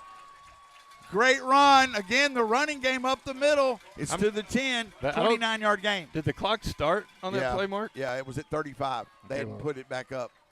Now, let's see. Do we use our timeout? I think we did. 1st and goal. We're out of timeout, so that kind of limits things. Well, and we're at the 10. You can still run it and get up, but you're looking at passing. Main thing is take care of the football. Again, we've seen you've got a pretty solid 3 points on the board. which could make a huge difference. If you have time to get out there and execute it, you don't want to be under pressure with the clock running and trying to do it. And that's. I think you could do almost anything on this first play with 28 seconds. I don't want any time left for them at all, but then you could still get up line. But then the next, if you had to do 2 more plays, you're going to throw the ball, and if not, throw it out of the back of the end zone. And so it's a timeout, burn it. Situation is 28 seconds, 21-17, and but these are any touchdown, obviously. You want that here. You're at the 10-yard line. But points are super important and more important because they've got the ball to start the third quarter. I tell you, I like Stanford over the middle. He's got a big body. He's strong. He'll go up and grab the football and be able to muscle it away from somebody. Maybe you see that because we do have Coronado in the backfield. He is in the backfield. 2 receivers to the left, 1 to the right. First and goal from the 10. Man goes in motion. They are going to throw. In back of the end zone, touchdown Bulldogs. Let's just do that. I believe it was number 7, Riley Howell. Howell with a 10-yard touchdown catch from Rhett Murray. Bulldogs regain the lead, 23-21 with the extra point to come. Cannot say how important that was with 50 seconds on the clock to go down and score. Well, Mark, you said it, and you wanted to be aggressive during the timeout, and, man, they sure were, and great job of executing that drive. Snap is back. Low. Hold, though, is good. And Campus Huerta, it's good. That's got to be a penalty, Mark. They hit our holder. Did they not? Did they ever put the hands? They did give us the point. I never saw them throw the hands up. But it's good. It's because it's 24-21. Okay. All right. Great job by Marcus, though. It was a low snap. Pimentel. He caught it, able to set it up. And set up a good kick. Now, you're right. We did leave some time on the clock. 23 seconds. That seems like a long 23, doesn't it? They got 2 timeouts left. I might want to I don't know. Our coverage has been good. So the Bulldogs go from the 39-yard line in less than a minute, about 35 seconds. That's pretty impressive for a high school football team. Let's don't say anything with 23 seconds on the clock. Let's don't challenge anybody. Oh my good, what a game! I mean, honestly, right now the defenses are trying to figure something out. These 2 offenses have been spectacular. They really have, and just a heavyweight bout. Both boxers just throwing punches at each other. The importance of it. Trying to go to 2-0. Marco Campos Huerta to kick off. 23 seconds to go.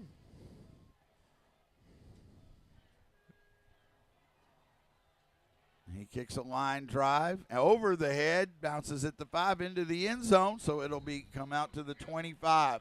So right now, but the problem is a 72-yard run, you can't just defend against a deep pass. You've got to be able to get in there and tackle, not let them break a play because they can go in 1, as we've seen. You're right, and I think, I anticipate the Bulldogs dropping a few guys back just so that they can get a better angle on the running back or on the receiver.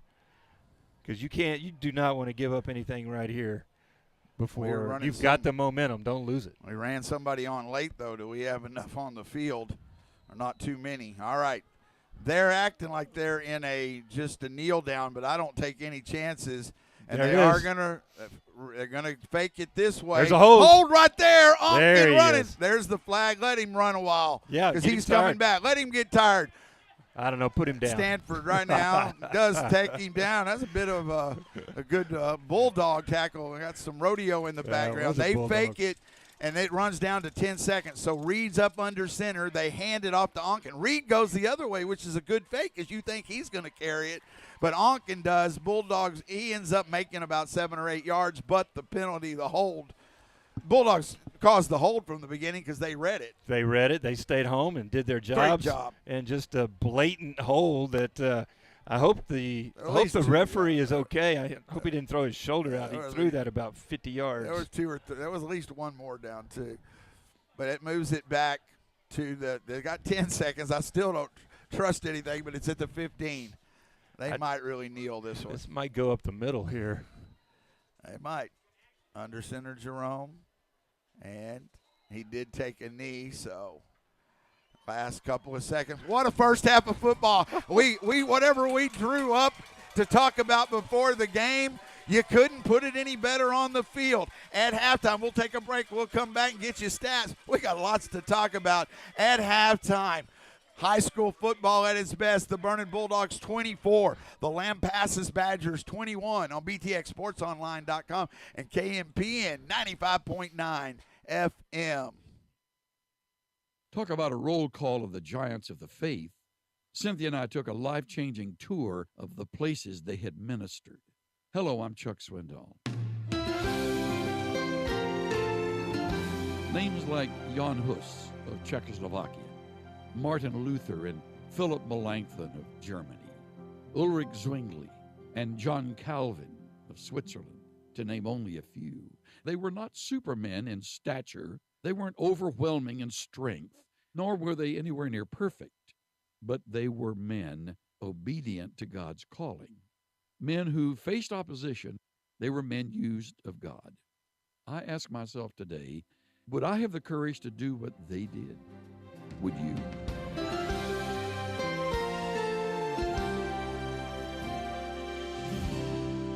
Pastor and teacher Chuck Swindoll. Visit Insight for Living's website at insight.org.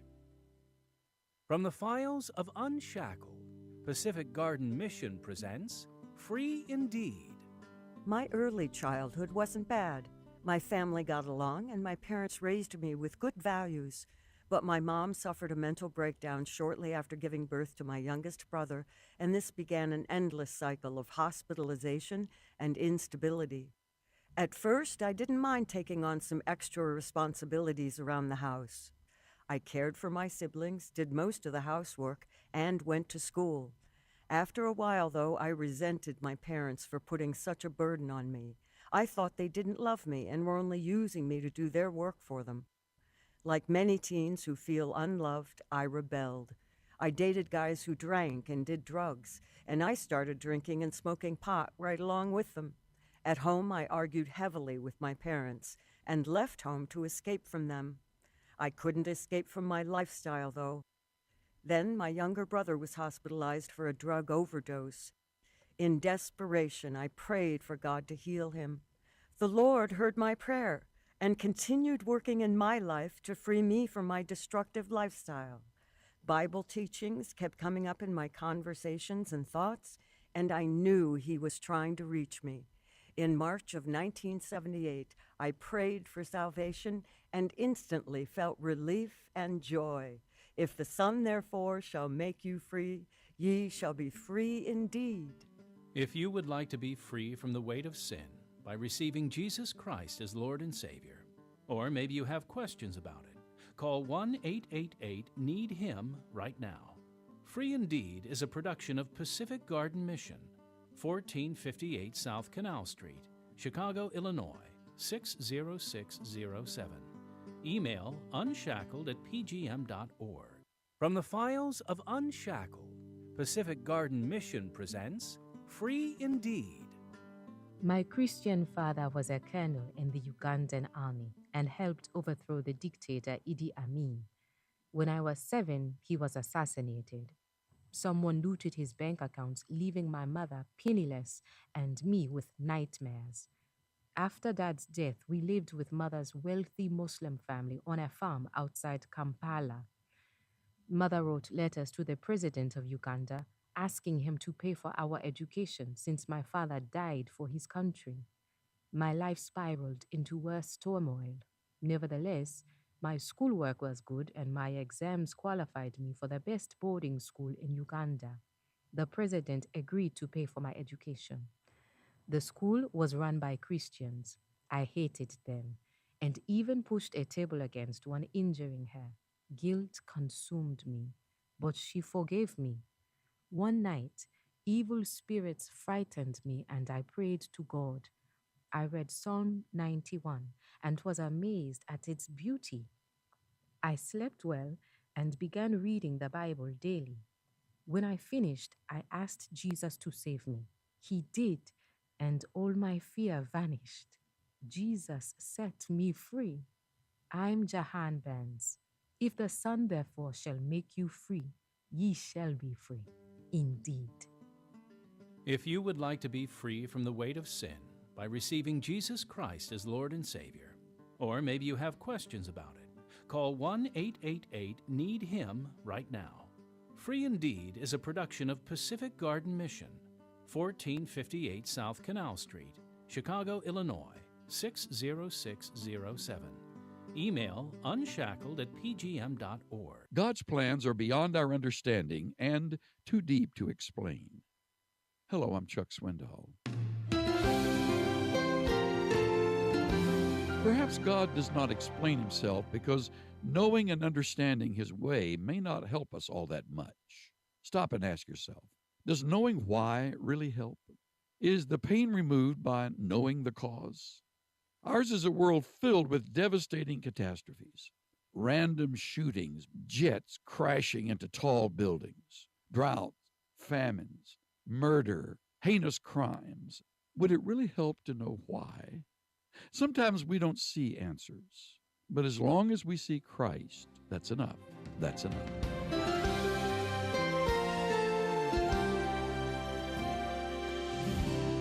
Pastor and teacher Chuck Swindoll.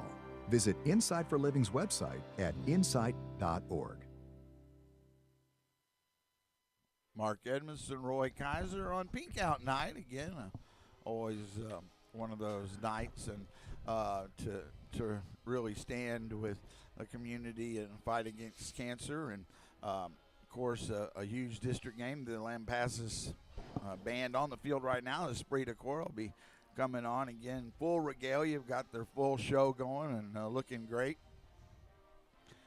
Sorry, and we are at halftime here, looking not quite to the top of the hour. This game, we talk so much about, could it live up to the hype? What would we see? And the first half certainly did give the edge to the offenses, no doubt. The defenses each made a couple of stops early, but since then it's been the offenses. And right now the difference, the Bulldogs able to get that field goal and then a huge late score, less than a minute to go, and to get that score with Lampasas getting the second half kickoff. Just we'll see. Maybe it makes no difference in the end, but right now it stands huge as Lampasas will get that second half kickoff. It's 24-21 Bulldogs here at halftime. I think that whichever defense is able to get a stop or a turnover. Yeah. And if you turn it over, you may miss your opportunity to score. Lampasas got the ball knocked loose, but couldn't come up with it, and so that may be who wins the game. We'll see how it plays out. Which makes it a little more nerve-wracking for both, fan bases, but it's also exciting too. I mean, it's those are the kind of the games you want. Look, you want to go in and you win a big game by a lot of points. That's great, but the games in and out that people talk about and remember are the kind of games that do go back and forth, and they realize the importance of both teams putting everything out there to try to win the game, give all the effort. And it is going to be a disappointment for one. There's no doubt about that. But that is what makes them special. Like tonight, going back to 50 years ago, celebrating a team that won district for the Bulldogs. They were honoring here. Those are for a reason that we do that. That's true. That's true. Now let's get you the stats. When we can celebrate a lot of good football teams in Burnett, Texas. It's been a solid program for decades, and so glad to see this group of Bulldogs coming back. We mentioned earlier in the pregame that this team is on a 5-game winning streak. That hasn't happened since 2016, and 2016, ironically enough, is the last time that Burnett beat a Lampasas team. So wouldn't it be fun if all those things lined up again? Yes. For the Bulldogs. Yes, it was. 56-0 is the halftime score. Wow. Stephenville versus Marble Falls, and that game is in Stephenville. Some statistics for you tonight. Murray is the only one that's thrown the football, and it didn't start out really well. He was one of his first 5 throws, and it was a long one. It was 37 yards, for a big touchdown. But other than that, it was, we were missing a lot. He was under pressure. But since then, he has hit his last 5 in a row. And so he's 9 of 15 for 162 yards in the first half. On the other end of it, on the receiving end of it, Stanford has caught 3 of those passes. Prather had the big 37-yard reception and had another one for 4, so he had 41 yards. Kastner coming in with 1 catch for 17. On the ground, Coronado, 10 carries for 57 yards. Kastner, 2 carries for 15. Lopez, 1 huge carry, 46 yards for a touchdown. And Laidler, 1 carry for 5. I was thinking there after the end, and I talk about losing my voice, and it does strain it as the night goes on.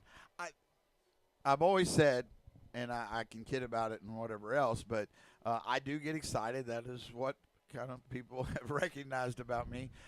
It's genuine. I don't try to fake it. I get it. I'm excited about the play, the call, but as I thought about this too, I think I was a little more pumped up because this game has certain extra importance because we haven't beat them in 6 years, as I was thinking about it, I'm going to keep getting excited on the calls as the second half. But either way, and I always go back to, I think about pro football sometime. Yes, and I'm killing a little time here. We need to talk about stuff. But this is true that, sometimes when they have celebrations and things, players, I'm like, act like you've been there before. Right. And so, but I was thinking about that too. I'm not going to be surprised if the Bulldogs win this game. It's not the excitement of this team is good enough. Lamb passes are obviously sitting on the other side thinking the same thing. We're good enough to win this game, and they are. But as I go through it, it's just the excitement of the two teams putting so much effort that, to me, that it really gets me fired up about it. And so I just love that part of it. It's not about, like, at the end, I will be loud if we win this game. But it's not because I can't believe it happened.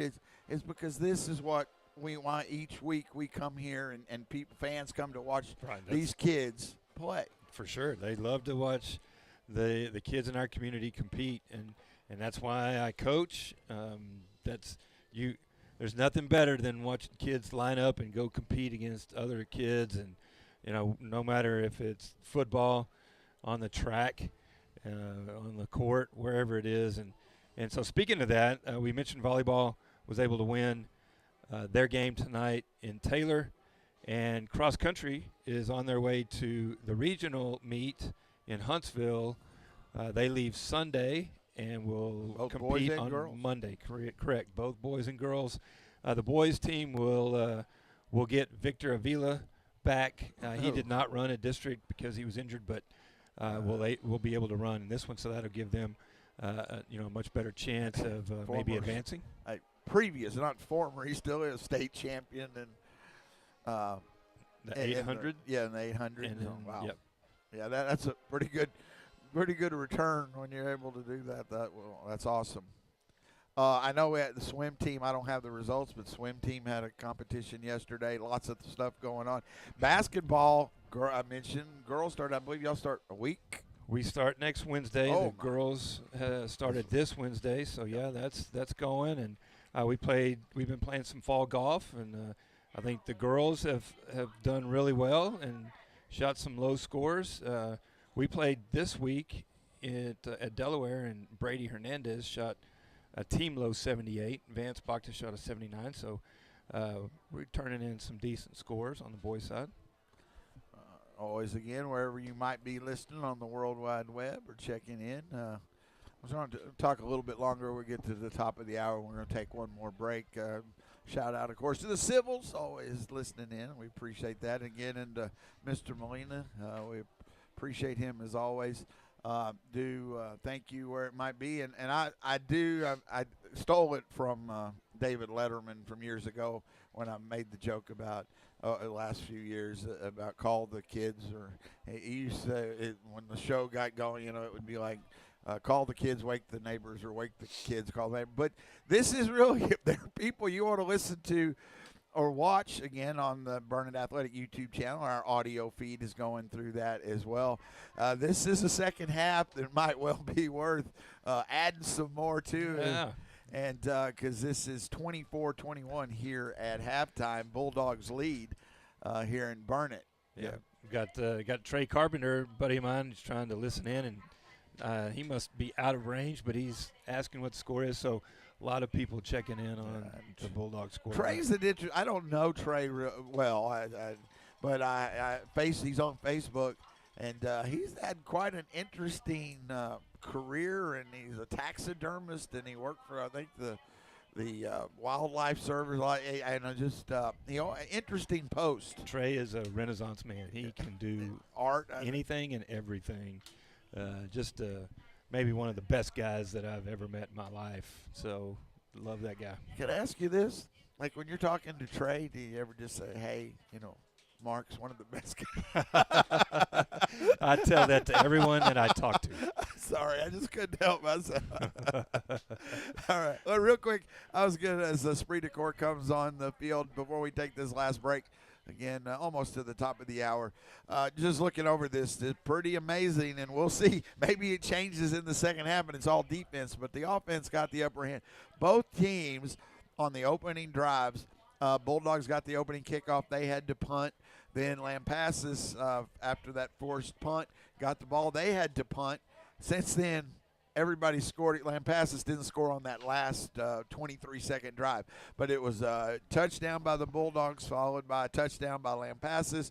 Bulldogs had the 35-yard field goal by Campos Huerta, then the 72-yard run by Lampasas, and then the Bulldogs, the 54-yard run by Lopez, and then the touchdown by Lampasas, and then with less than a minute in the first half, Bulldogs got the touchdown to give them this lead. That was the last one to Howell, right? Yes.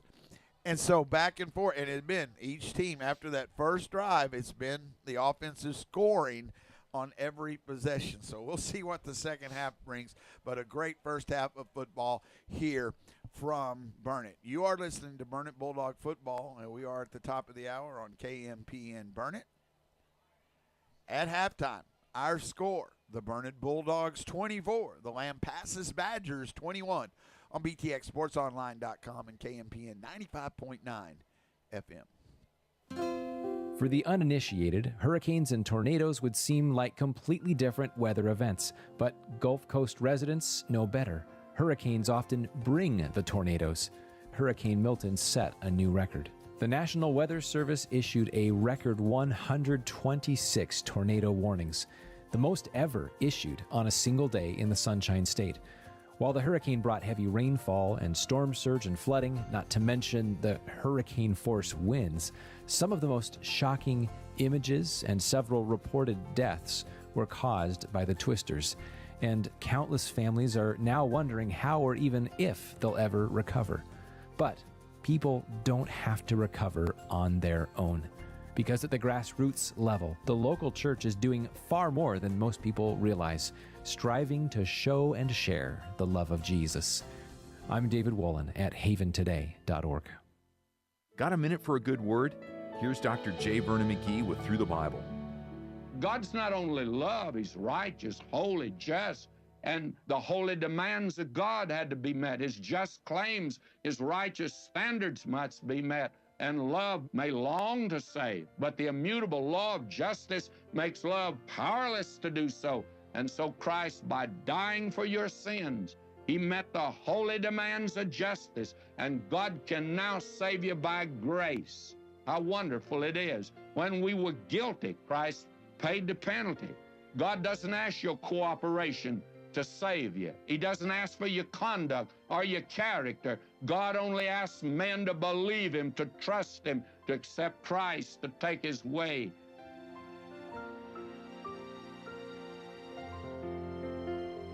We welcome your company on the Bible bus as we go through the Bible on the station and at ttb.org. From the files of Unshackled, Pacific Garden Mission presents Free Indeed.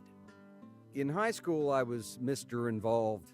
I led my church's youth group, joined my high school's drama and debate clubs, and played trombone in a dance band. My family life was pretty solid. That is, until my father died of a sudden heart attack when I was just 16. As I watched him pass away, I was forced to face my own mortality. That didn't scare me enough, though. Playing in clubs first exposed me to alcohol, and in college, I developed a heavy drinking habit. My social life was more important to me than my studies, and I lied and cheated to maintain passing grades. After graduation, I got a job as a middle school music teacher, but my drinking continued. One summer, I blacked out drunk, and my antics landed me in jail. Soon after that, while drunk, I drove my van and crashed it less than 2 feet away from the edge of a cliff. I soon learned that my good intentions weren't enough to keep me out of trouble. But at a concert, a musician shared the good news about finding a new life through faith in Jesus Christ. Though I knew about Jesus before, I never thought about him in that way. After the concert, my wife and I started reading books about Christ and going to church. We learned that we could flee from sin, but we couldn't do it without Christ's help. I'm Michael DeKirche. If the Son, therefore, shall make you free, ye shall be free indeed. If you would like to be free from the weight of sin by receiving Jesus Christ as Lord and Savior, or maybe you have questions about it, call 1-888-NEED-HIM right now. Free Indeed is a production of Pacific Garden Mission, 1458 South Canal Street, Chicago, Illinois, 60607. Email unshackled@pgm.org. Hi, this is Pastor Greg Mott with your Difference Maker moment. Do you ever feel like God has forgotten about you? Does it ever seem like you go through periods of drought where you hear nothing from the Lord? Well, you're not alone. Many of us are tempted to think that God has forgotten about us. In Psalm 13, David laments. He says, Lord, how long will you forget me? Forever? How long will you hide your face from me? In this passage, David is hiding from King Saul. At that point in time, Saul had been attempting to murder David for several years. Being on the run, hiding from Saul, sleeping in the wilderness, David began to wonder if God had forgotten about him. If you're in the wilderness waiting to hear from God, just know that He will never leave you or forsake you. Oftentimes, these seasons of waiting or suffering are used to mature our faith. Instead of giving up hope, allow God to meet you in the deepest places of your need. Only He can comfort you and give you the peace that transcends all understanding. For more about Pastor Greg Mott and how to be a difference maker, visit beadifferencemaker.org. The anchor of stability, of being tied to the rock, holds firm when your navigation system fails. Hello, I'm Chuck Swindoll. It's really easy to lose our bearings in the storm. We can't find our way through the circumstances that we're facing. Life rolls along rather smoothly until suddenly the seas become rough. Unseen problems occur. They weren't in the forecast. Those are treacherous moments when we reach the point of abandoning hope. At that difficult, gut-wrenching moment, God says, now don't be afraid. I have a plan. We find stability in storms through the promises of God.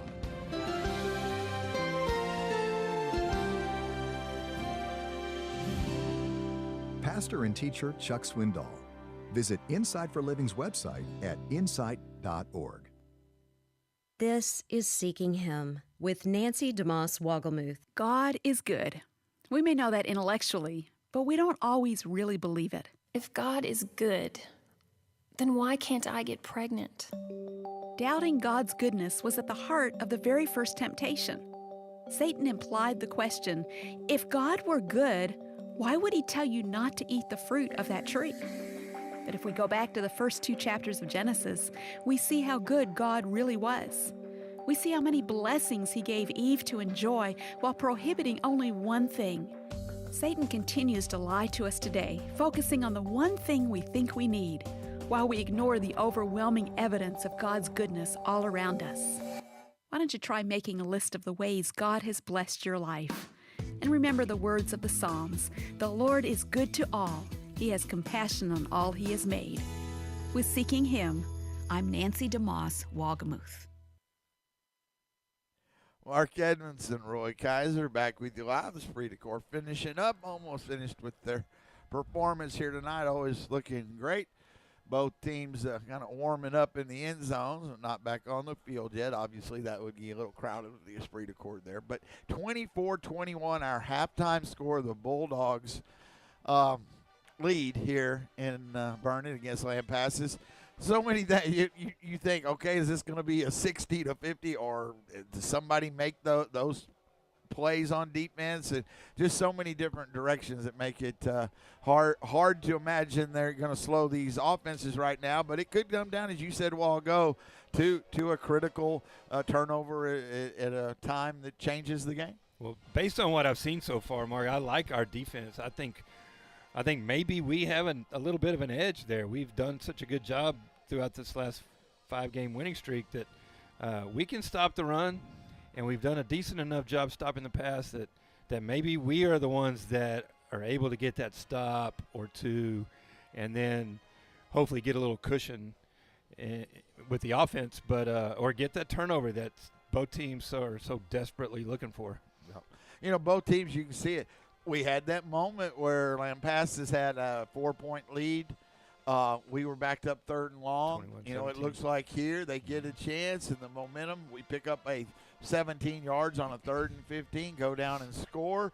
You know, and so both teams understand they're looking for that little gap to take advantage of, and it is almost, you know, who makes that play. And again, what makes it so exciting to look forward to this second half. Yeah, and in a game this tight, that's what you're looking for. Those little bitty things that are going to just loom large in the result of the football game. Well, and it does. So that's the other part about a game. Obviously, any sporting event, as it goes on, fatigue.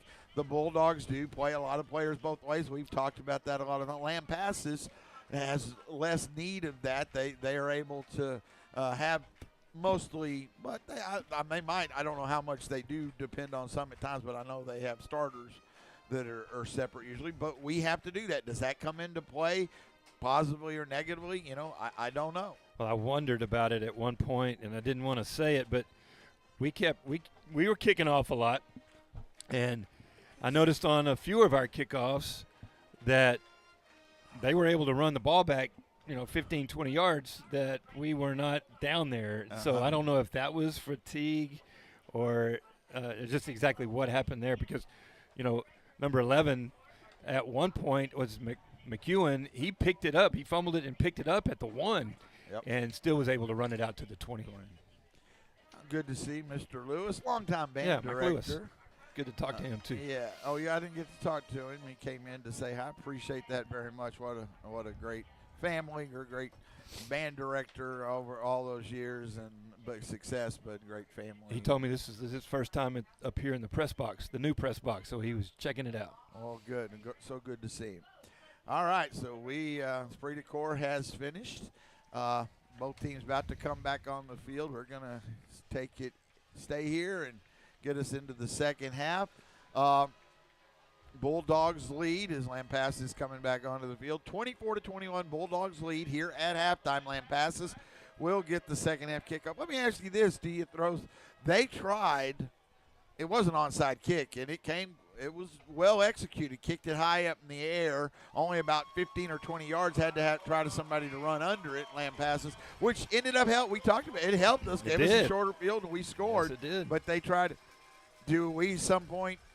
Maybe here, but, do we try something? Our defense, I'm not saying we do, but is it a time? I think both teams they want to win this game, and at some point we've seen both teams be aggressive at times where you may think they wouldn't, but I think that goes to what the importance of and what they know they're going to have to do against these teams, each other.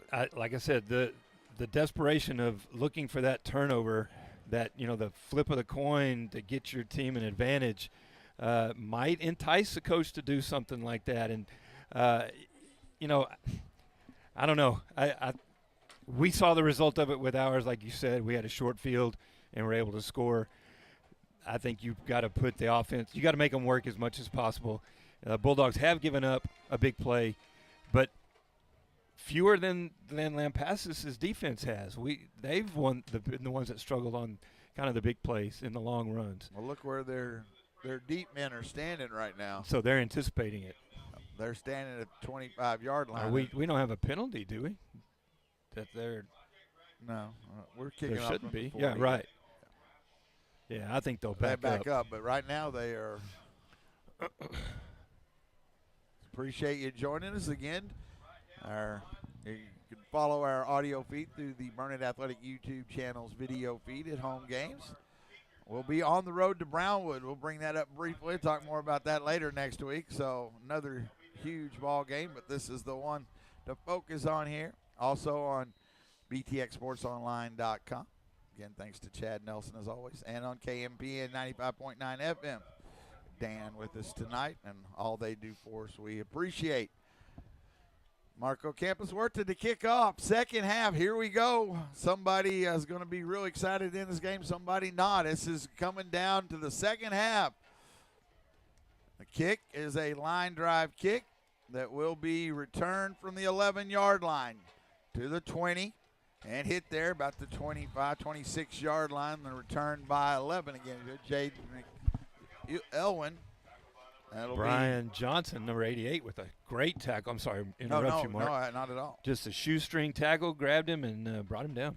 Nice job. So it start at the 27. They'll start 1st and 10 at their own 27-yard line. Will the Badgers. They trail 24-21. Bulldogs defense looking to find a way to get them off the field without points. It looks like Rivas in the backfield. I'll double-check that with the quarterback, Reed Jerome. Jerome sends a man in motion. 1st and 10. Snap back. They hand it off. No, it's not. It's Reed. I believe that is KJ Reed who had that long run earlier. Double-check the number. Yes, 21. That is KJ Reed with the carry, and he gets about 4. They give him almost 5 to the 32. Second down and a long 5 for the Badgers. Park in on the tackle. Jerome again in shotgun. Reed to his left. Going to throw it this time out in the flat. And the pass too high. Good hit. Clean hit over there on Johnson. And this is third down quickly, so a big play. They try to get it out to Johnson. Not a good pass by Jerome, and it's 3rd and a long 5. Jordan Jones punished that receiver over there and made sure he knew that if he was going to catch the football, he was going to have to do it through him. It was a good hit. 3rd and a long 5. Bulldogs trying to find a way. This could be a big opportunity. Jerome in shotgun. Snap. He's going to throw. Has to pull it down. Now he's in trouble, but he still throws it up for grabs, and Onken makes the catch, and he did this to us last year. And somehow at the sideline, and wait, we got a flag back here. Maybe illegal man downfield. This could be a huge call. It would be a 1st down right now. Or an illegal formation, maybe. Let's see. But they're coming back. That was a nice catch by Onken. An illegal man downfield. When you waste that much time, I was an offensive lineman. Unfortunately, I haven't seen it, but fortunately worked out for us there. Yeah, and Onken to stay right on the sideline, but that throw on the run was beautiful tough. Throw and catch. But now, can you get them off the field? You've got a chance. That was good defense up to that last second, and Jerome just made a play to Onken. But this moves it back from the 32 on the illegal man downfield. That used to be a loss of down, unfortunately, it's not. To the 27, back to the original line of scrimmage, 3rd and 10. Bulldogs need a stop. Jerome, trip receivers to the right. He's going to throw. Has time. He has a lot of room to run if he wants to. Now he pulls it down. And they don't. Where does he step out? This is crucial. At the 31. It's going to be about 3 yards short. They gave him. Or 2 yards we short. needed to come up faster on that. We were afraid down the field. Let's see where they mark it. 36. Because he is a threat. That's a gain of 9. It's 4th and less than 1. Oh, goodness. They keep the offense on the field. Jerome in shotgun.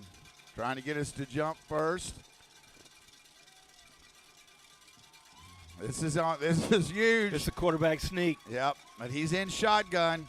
Now he backs up. That's okay. Snap it. Now he throws it out. Ball.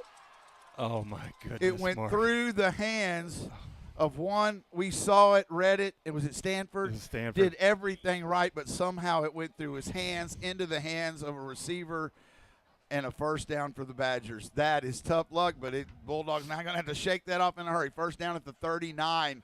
Oh, Stanford did that so well, just somehow. I've never seen a ball disappear out of someone's hands like it did at And I don't Stanford's. think the receiver could have seen it. It just hit him, and he caught it. First and 10 at the 39 for the Badgers. Man goes in motion. High snap. They hand it off to Reed. He is hit at the line of scrimmage. No more. Good job. Maybe a yard. They get a yard. But a good job of containing Reed. You talked about the Bulldogs' defense has done a good job on running back. 2nd and 9. Riley Howe, beautiful tackle, wrapped him up, and even had just a 1 yard gain there. Yep. 2nd down and 9 from the 40. Just underway the second half here, third quarter, 24-21 Bulldogs. Jerome in shotgun, trip receivers to the right. He's going to hand it off again. Still a good job that trying to get Reed free, not there. Boy, there's a lot of stuff going on that far side. You're watching with Johnson over Right, there. I saw that too. But Joe, I think, made that tackle. We talked about how many he does, and Alejandro. it gets to the 42. Here's another chance. It is third down this time and about 7 from the 42-yard line. But Jerome has had a way to find it. He's picked been up a huge part both for his third downs. See if the Bulldogs can get some pressure on him and containing. 3rd and long. Man goes in motion. Onken, watch him. Snap. They're going to try to throw it deep. Now he has to pull it down. Bulldogs try to get there. They can't run him down. And let's see where he steps out of bounds this time. They give him right at the first down. Yeah, that'll be a first. And again, we just can't contain him. He is a difference maker for them. On 3rd and long, he gets the first down just to the marker. Pimentel had a shot at him and dove. And he just couldn't get his couldn't grab his good legs. athlete. 1st and 10, Jerome and the Badgers keep the drive alive at their own 49, 1st and 10. Got a chance to throw it deep. Right side coverage is there. Bulldogs go up. That could have been offensive pass interference. He had to become defender. Good coverage downfield, incomplete, 2nd and 10. Yeah, just the ball was overthrown. Even the defenders on that play, so no penalty. But that was our opportunity right there to go pick one off. Again, both defenses, Bulldog defense, looking to make a play and get a stop. 2nd and 10 for the Badgers. They got trip receivers stacked on the left side, one split wide right. They're going to pitch it this time to Reed, and he found a hole, and he is taken down hard, and he's going to get 15 more yards as he was taken down by the helmet or the horse collar. It'll be a big penalty. So they try now. They didn't had the big run, but Reed didn't carry the ball that much in the first half, so they're working him in. He is small back, but he is fast, and the Bulldogs just trying to catch him there. Get either as a face mask or it may have been a face mask. So he got the first down plus 15 more, moves it all the way down. Bulldogs had 2 chances on 3rd down, couldn't get them off the field. Now it's 1st and 10 at the Lampasas at the Burnett 25-yard line. Lampasas driving. 9:01 clock runs here in the 3rd quarter. 24-21 Bulldogs. Badgers on the drive. Man goes in motion. Jerome. He's going to keep it himself. Run right up the middle. He's hit hard, but. Man, they are hitting hard all the way down the field. Both teams really want it. 9-yard run. Physical game. To the 16. Jerome with the keep, 2nd and 1. 8:33 left in the 3rd quarter. Reed in the backfield with Reed Jerome. KJ Reed, that does make it. Got to remember that. Jerome sends a man in motion. He's going to hand it off to that man, and it's a sweep. Onken, good job by the Bulldogs, kept with it. That was Stanford making a great play because Onken could not turn the corner, and he did. I don't think he got the first down. They gave him, he was at the line.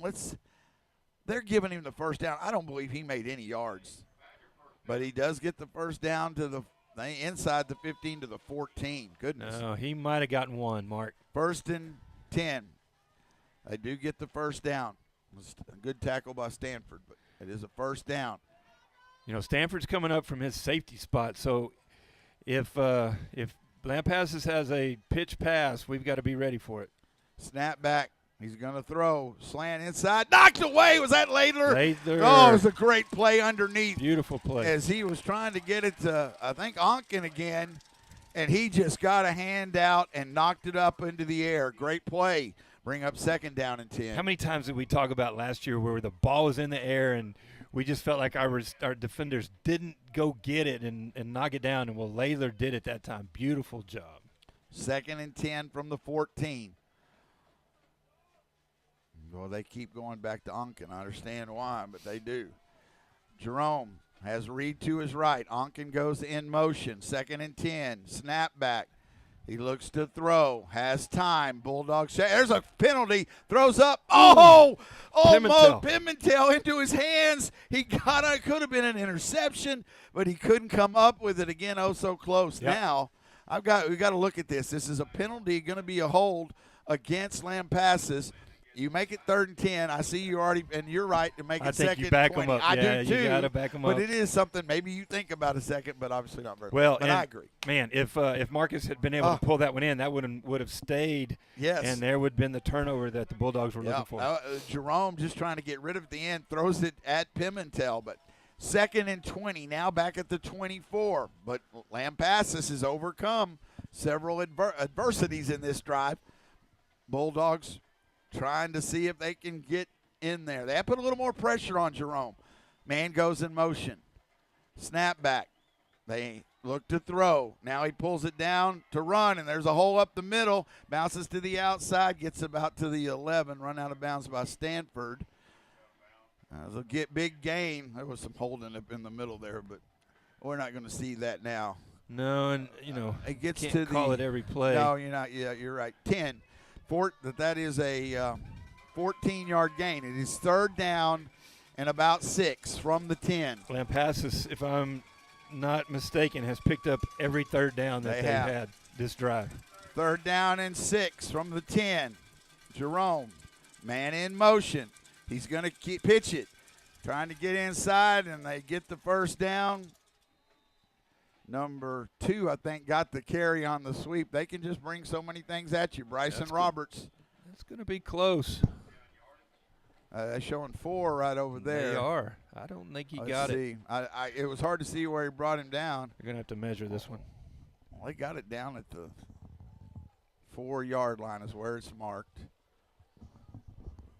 I don't think so. They've already got the marker up as 1. 1st and goal from the 4. Bulldogs had forced a lot of time off the clock, but Lampasas knocking on the door. 7:31 and counting, almost half of this first quarter gone. Bulldogs still lead 24-21. Under center. They're going to hand it off, and he's hit, and it goes down. I couldn't see who got the carry. He was flipped over, hit hard, landed on his back, so he didn't get in the end zone. See if you can help me. It's going to be Marua maybe at the carry. It's at the 1, though. All right, 2nd and at goal at the 1. They hand it again to him. He is hit. They have not marked him. No, he's down. Good job. Bulldogs got. Yeah, that was Marua again. Marua trying to get in at the 1 is not. 3rd down and goal from the 1. They list him as a tight end, Mark, so they're trying to get big there. In fact, they even put number 88, who has 2 numbers. Yeah, we talked about what a big young man he was. He's an offensive lineman. They're bringing him in. They stopped him twice, but now he goes out. 3rd, they moved it back to about the 1.5. And it's 3rd and goal. Now they bring Jerome back in the shotgun, split out wide right. I think Jerome keeps this. Find Donkin. And Jerome does keep it and walks into the end zone. And then talks a little trash at the end. Touchdown, 1 yard, touchdown run. It was a big drive. Bulldogs did slow them down, had some chances, had some real chances to get them off the field. Couldn't. Lampasas regains the lead, 27-24 with the extra point to come. Well, this is the opening from the opening kickoff. And the Bulldogs did force them into a long drive, but Lampasas gets the 1 yard run. Snap is back. On the way, Bulldogs got somebody back in there, but it's good. We're going to take a break. with 6:16 to go in the third quarter. Lampasas 28, Burnett 24 on BTXSportsOnline.com, KMPN 95.9 FM. Do you know the feeling of debilitating guilt and shame? We all feel guilt over something, but shame can attach to our soul and secretly become our identity. Have you endlessly tried to find ways to forget that shame? Come out of the dark and talk to someone that can help you discover that you are not alone. Jesus loves you. To find out how to get that freedom through a relationship with Jesus, call or text us at 888-NEED-HIM or go to chataboutjesus.com to chat online. Mark Edmondson, Roy Kaiser, back with you live. So almost half of the third quarter used up. 6:16 left here in the third quarter. Lampasas, a 1-yard run by their quarterback, Reed Jerome, is retaking the lead 28-24. Bulldog defense had a number of chances, put the Badgers in probably 4 or 5 third down situations, and Lampasas picked up every one of them, including the pass on the sideline to Onken that was called back for a penalty. So, again, Jerome, both defenses looking to make a play. This time they kick it away deep to the Badgers, and it'll go into the end zone. And out of the back of the end zone, Bulldogs will start at their own 25. So Bulldogs have been able to find answers. The offense been sitting a long time now, but you don't have a chance to get a second shot at it. This drive is important. And again, good teams answer, and I think we're going to see Williams. Let's see if he's going to go in. Nope, not yet. Saw him run to the huddle. I don't think we've seen him tonight. I think you're right. Sorry, I need a drink there. Murray with Coronado to his left, 2 receivers to the right, 1 to the left. 28-24 Lampasas. They hand it off to Coronado. Not much room there. Got to go right up the middle, maybe a yard. Oh, sorry, it was Lopez? It was Lopez. I thought Coronado, my bad. Mistake, 2 yards to the 27. His last carry was 46, and that one, unfortunately, was just 1. Coronado about to check in now, it looks like. He does go in. 5:52 clock runs. Third quarter, Lampasas been back and forth. 28-24, they lead. It was 24-21 Bulldogs at halftime. 2 receivers to the right, 1 to the left. 2 backs in the backfield with Murray. Snap back. They hand it off to Coronado. There's a hole. He's pushing forward and gonna get close to the first down, but short of it, about 2 yards, maybe a little longer. They give him the 33-yard line, a gain of 6. Important. It's good 2 yards, so they got a better spot there, I think was right. So 3rd and 2, got to get this first down first of all. They have been able to inside. See, they keep doing that. 3rd and 2. Murray. Snap back. He gives it to Coronado again. Coronado is hit and he may be short. He is. I think the Bulldogs go for this. Right. You can't give the ball back to anybody on offense. Yep. I think that was Lopez with the carry. Bulldogs have a 4th and 1. Could be the play of the game. 4:39 to go. Bulldogs keep the offense on. They trail 28-24. If you're going to win in big games, sometimes you got to take those chances. This is one of them. Coronado, they're bringing more men to the line. Lampasas, 4th and 1. They're looking to bring pressure. They got him to jump. Free play. And why would they blow it? I don't know. They didn't make contact. Or they're going to call that on the Bulldogs? No. Okay. Defense. Good. Oh, don't do that to me. Well, they got him to jump again. They brought him up to the line. They shouldn't have stopped the play. You're right. Well, they might have made contact. I don't think so. Okay. They might have. But either way, first down, I'll take that right now to the 39. Well, either way. Yeah, you're right. You want that free play if you can get it. But what a great job again. 4th and 1. You get them to jump. 1st and 10 at 39. This could be difference makers in a game like this. Absolutely. Trip receivers to the left, 1 to the right. Murray in shotgun to Coronado. He finds a way through and still on his feet slung down hard. Oh, he was about an arm tackle away from being able to go big down that sideline, but couldn't. It was the defender held on. So a short gain of 2 at the 41-yard line. 3:38 clock runs here in the third quarter. Lampasas has regained the lead 28-24. Murray goes to the line of scrimmage. Now back in shotgun. Trip receivers to the left, one to the right, short side of the field. Man goes in motion, Kasner. Snap back. Murray to throw. Deep pass has a man wide open. Prather at the 20, the 10, 5. Touchdown Bulldogs. Fooled them completely. It is a 61-yard touchdown. Make it a 59. They were at the 41. 59-yard touchdown from Rhett Murray to a alone David Prather. Bulldogs regain the lead 30-28 with the extra point to come. You couldn't be more open. What a great job and a pass on the money, and Prather could just take it in for the score. Extra point attempt. Snap is back. Hold is good. Kick on the way by Campos Huerta is good. Bulldogs answer. It is a 59-yard touchdown from Murray to Prather. Bulldogs lead 31-28, 3:11 to go third quarter. This offense is on fire. That all the running mark set that up. And so on that play, the play action to Coronado really brought up the secondary 2 steps, and that's all they needed. You had 2 receivers on that, had 3 receivers on that side, and the outside receiver, Prather, goes deep. The cornerback turned and went with the route that was cut off in the middle.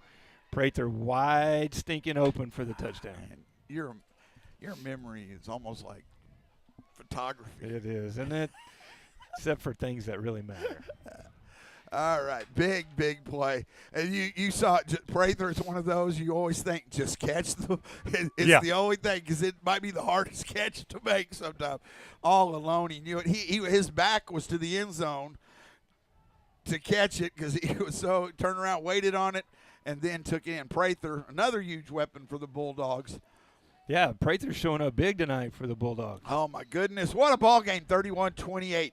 We run it, what do we do it in about 2.5 minutes? 3, not even 3 minutes. Yep. They use 6 minutes. Bulldogs hit the big play. Lead 31-28. What a ball game. 217 yards for Murray, and we're not even in the fourth quarter yet. Kickoff, Bulldogs. This one a short kick to the 12. Return to the 15, to the 20. And hit hard and brought down about the 30. Shirley with the good tackle there. Peyton Shirley. Adler Gehring, I like that. You know, Coach Spear talked about it. If they're doing something, turn your back. Don't get it where you can be in their face. Somebody could call something on you. Just smart football. 1st and 10 at the 31-yard line for Lampasas. We've seen historically that officials often don't call it on the first guy, do they? Call it on the retaliation. Because that's what they see. You don't, and that over and over again. That 1st and 10. Bulldogs now with the lead, 31-28. Jerome, Bulldogs defense looking for a play. Jerome snap. They're going to hand it off. I believe that's Reed, and he finds the seam and hit hard at about the 35. They might give him the 36-yard line. Is that Ochoa? Goodness, the more I watch that young man, he just impresses me so much. Is this good? Right now you bring out those other cliches like, the last one with the football and things. What a ball game. 2nd down and 5. Jerome has KJ Reed to his right. He's going to pitch it to him. A lot of blockers. And he does. And he's hit, but he'll get the 1st down. He did. No, I'm sorry, it was Rivas. So Damian Rivas with the carry. I think he had that last carry as well.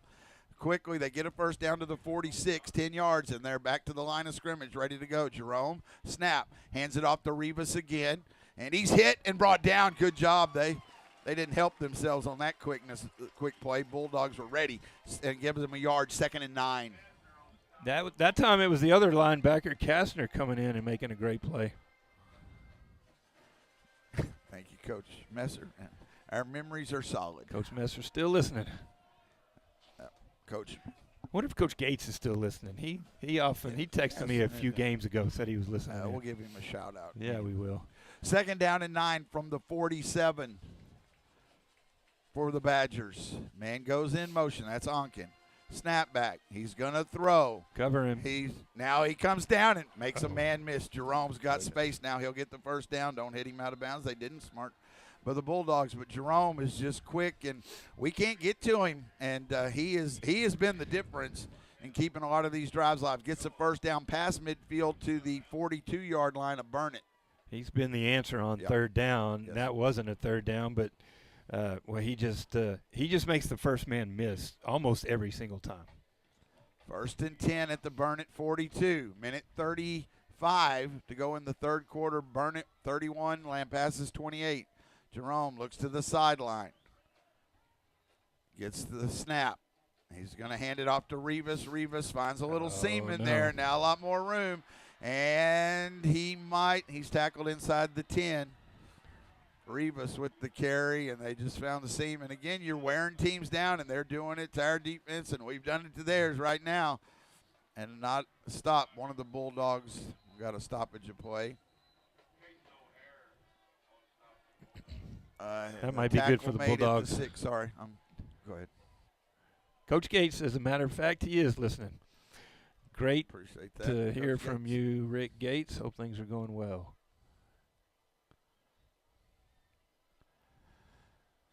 All right, Bulldogs face now at 1st and 10 from the Badgers, 1st and goal from the 6. So Lampasas answering right back. It truly could come down to who has the ball last. Both, kind of like you always, that other comparison, heavyweight boxers just throwing big punches. 2 receivers to the right, 1 man goes in motion. Jerome, he's going to throw it out to Johnson in the flat, and it's incomplete. It wasn't a lateral, a little close to that. I was kind of hoping, but it wasn't. Incomplete, 2nd down and goal from the 6. No, brought Johnson out in the flat, and catches tried it, to get that to a good athlete there too, and he might make a man miss because he had 2 blockers out in front of him. So where somehow if you can get a helmet on the football or something, knock it loose. 2nd and goal from the 6 for the Badgers. Jerome, snap back. He's going to throw. Back of the end zone and incomplete. We'll get We'll get a penalty. That had to be overthrown. It was.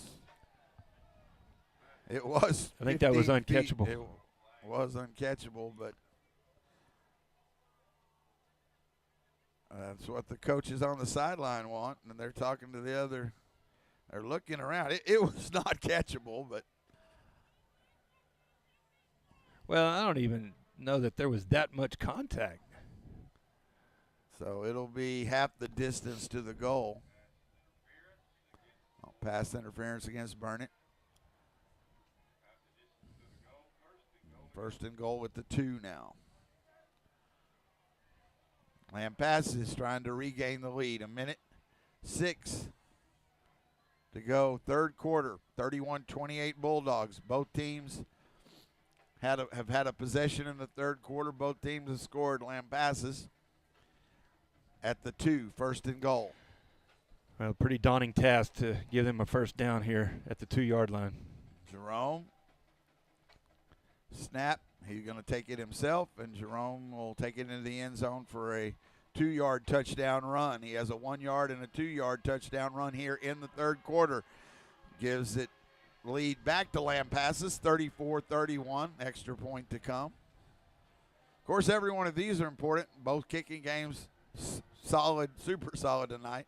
We had one that looked like we got somebody in there, but it not tipped or anything. But we were trying to get in on it. The extra point attempt, snap is back, hold is good, kicks on the way, and it is good. We'll go ahead and take a break. Lampasas back in 4th we go. Lampasas 35, Burnett 31, 1:02 to go in the 3rd quarter on BTXSportsOnline.com, KMPN 95.9 FM. Here's Pastor Jeff Shreve with Real Hope. So many marriages are in trouble today. For lots of couples, they entered into marriage thinking they were getting the ideal. But then the honeymoon wears off, and their ideal often turns into an ordeal, and they begin wanting a new deal. Hey, what can be done for a marriage that has hit the rocks? The Bible tells us that God specializes in giving beauty for ashes. He can take all the hurt and turn it to healing by the power of his cross and empty tomb. You see, if I'm walking with God and my wife is walking with God, then we can handle any issue and any problem. But without submission to the Lord, selfishness inevitably begins to reign. It always leads to a dark place of isolation.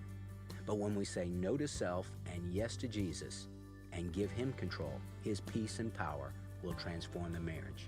Now that's real hope.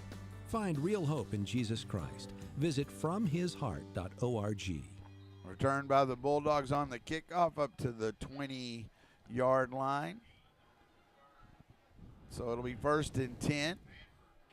Let's see, Stanford, I think, with the return. I think it will look like the 22-yard line for the Bulldogs. So we've got to answer again. Lampasas, now it has been back and forth since that first quarter. Teams have exchanged. Who blinks first? Right now the Bulldogs don't need to blink. They trail 35-31, 56 seconds to go, third quarter. No, we scored in less than a minute at the end of the half, so we've got a minute here and see if we can get a good drive in. 66 points combined here in this game, Mark. Wow. 63-0 Stephenville over Marble Falls. Oh, my goodness. Murray in shotgun. Sends a man in motion. They're going to hand it off on the sweep to Johnson. Johnson's going to be hit way back in the backfield. Big loss. We set up with a different formation, a heavy formation, but then tried to run the sweep. And I'll be honest, it looked like Lampasas just saw that.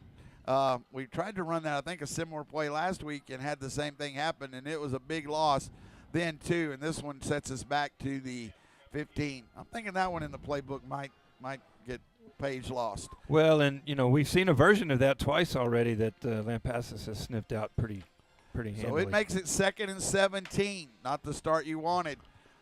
Bulldogs have overcome some big deficits, but right now they trail and have a long 2nd and 17. Murray to throw, pitch, inside pitch, good play, and Kasner with a good run, and he gets near the first down. That was a great play call.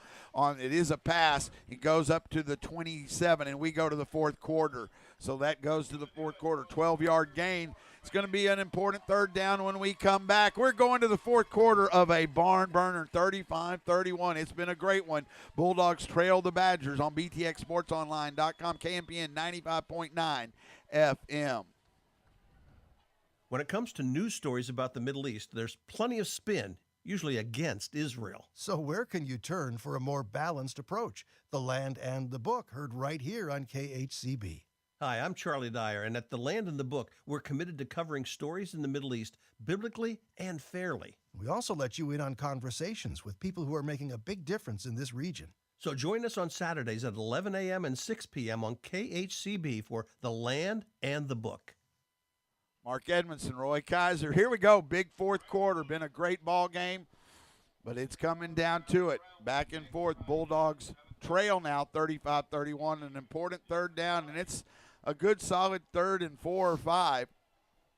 Call it 5 yards on 3rd and 5 from the 28-yard line. They mark it at the 28. It's a little 4 probably closer to it. But either way, you got to pick up this yardage. Keep the drive going. Again, I think 2-down situation, especially if it was close. Coronado in the backfield with Murray. They try to get him to jump. Murray looks to the sideline. First play of the fourth quarter. Big one. Murray, snap back. He's going to throw. Middle of the field. It's caught. I think he dropped it. At first it was. I thought it was going to Howell. Then Stanford. It looked like he had it, but as he went to the ground, it comes out. It's 4th down. Let's see what the Bulldogs do here. 4th and 4 from the 28. Almost if you throw on that down, you think they're going to go for it on 4th down. That was the play. Well, in this game, Mark, you can't give the ball back to the other team. They're just everybody's going to score, yep. and we're going to pick this up and go score right here. So yep, I like you just can't do it. 4th down and 4. Bulldogs trying to keep the drive going. Coronado in the backfield. Snap back. Bad snap, or it's picked up. Murray got trouble, throws it up. Found him. Catch, Pimentel. He's got the first down. You got to be kidding me. Murray with a great play. Incredible. First down, Bulldogs. And Murray, The snap, looked like it was near his hands, but he didn't get it cleanly. He picks it up. He throws it to Pimentel, and it is a first down on 4th down. That was the play Lampasas needed, and the Bulldogs didn't let him have it. The 34-yard line, it's 1st and 10. My goodness, we've seen this now on both sides. What an incredible play from Murray to stay poised enough, Mark, to get that. Find somebody. And then for Pimentel to come back to the football to be able to make a play. But be in front of the first down. 1st and 10 at the 33. Trip receivers are going to hand it off to Coronado. He breaks through a hole and gets up near the 40. A good gain. Again, I think another good run there to settle things down. Oh, my goodness. Both teams have had this couple of plays in the second half. Both have come up, as you said it. I wasn't expecting it that way, though. And it's a gain of 8. 7, we'll call it 7 at the 40. 2nd down and 3 from the 40 for Coronado on that gain. Yeah, that was a good run by Coronado. Really all by himself. He had to take on 2 tacklers and took both of them a couple of extra yards. 2nd and 3 from the 40. 2 receivers to the left, one to the right, short side of the field. Murray with Coronado to his left. Sends Stanford in motion. Going to throw it out to Stanford. And they read it. They saw it, and they brought somebody up. Trying to get it in Stanford. That ball might have been a lateral, but he catches it, but loses back to the 38. Loss of 2. 3rd down and 5 now. 3rd and 5. 10:37 to go.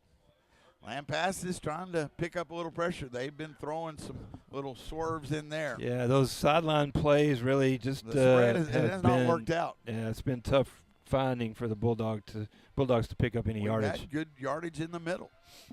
3rd down and 5 from the 38-yard line. 39. Got to hurry. Got to get the snap off. Bulldogs have to use a critical timeout. We wasted too much time. We're going to keep it here. First timeout used, but that could come into play later.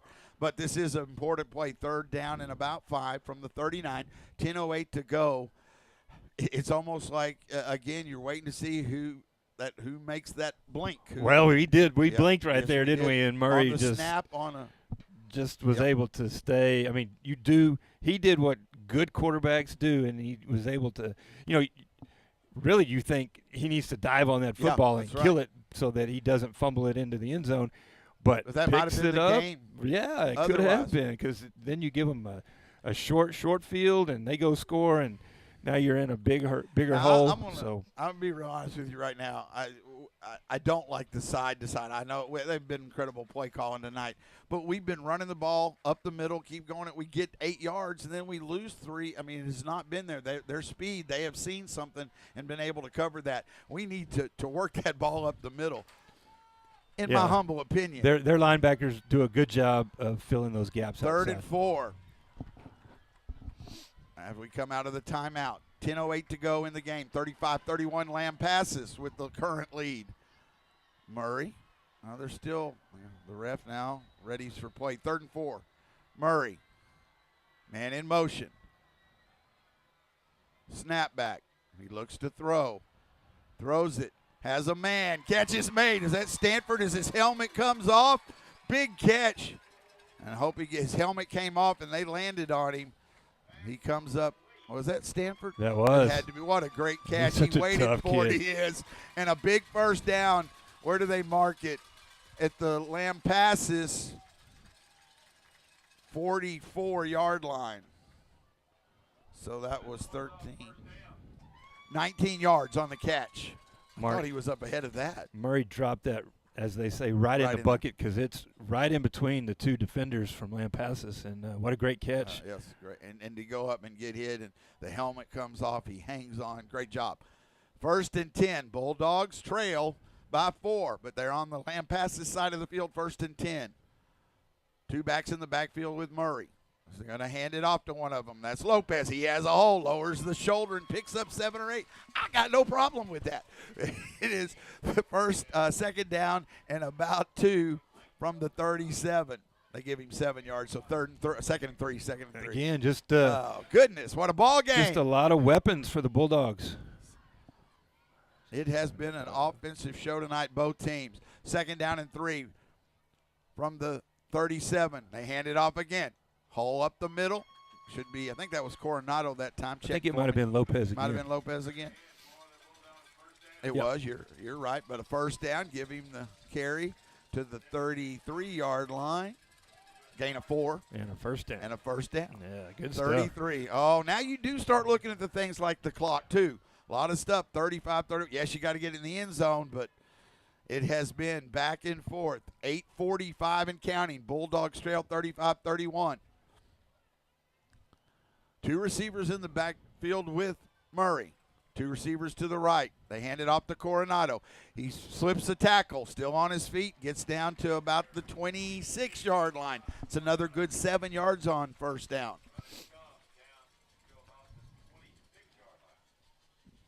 So gain of 7. The last 3 first downs, I think, on runs have been 7 yards.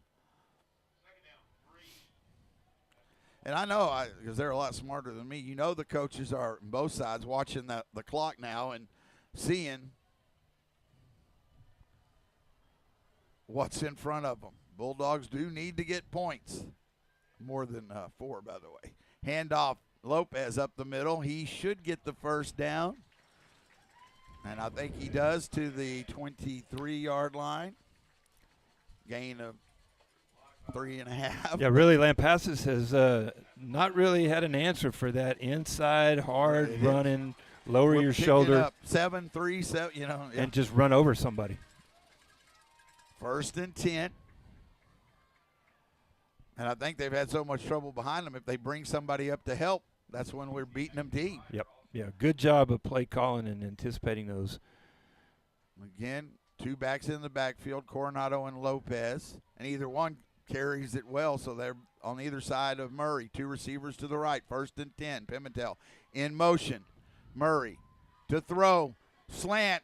Stanford catches it to the 5-yard line, and there they get a one-on-one, and Stanford having a huge game.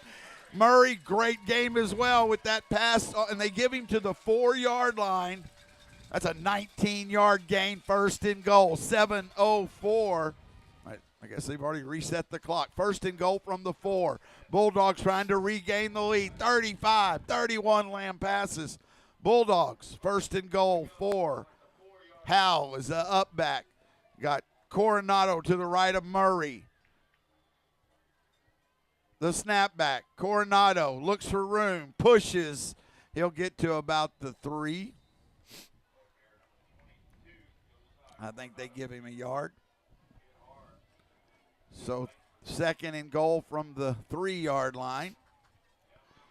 Bulldogs bringing in that big package here. Is Pimentel checking in? Yes, Murray is out. Pimentel will be at quarterback. And they've got the big backs up front. One of those is Noah Billick. Yep.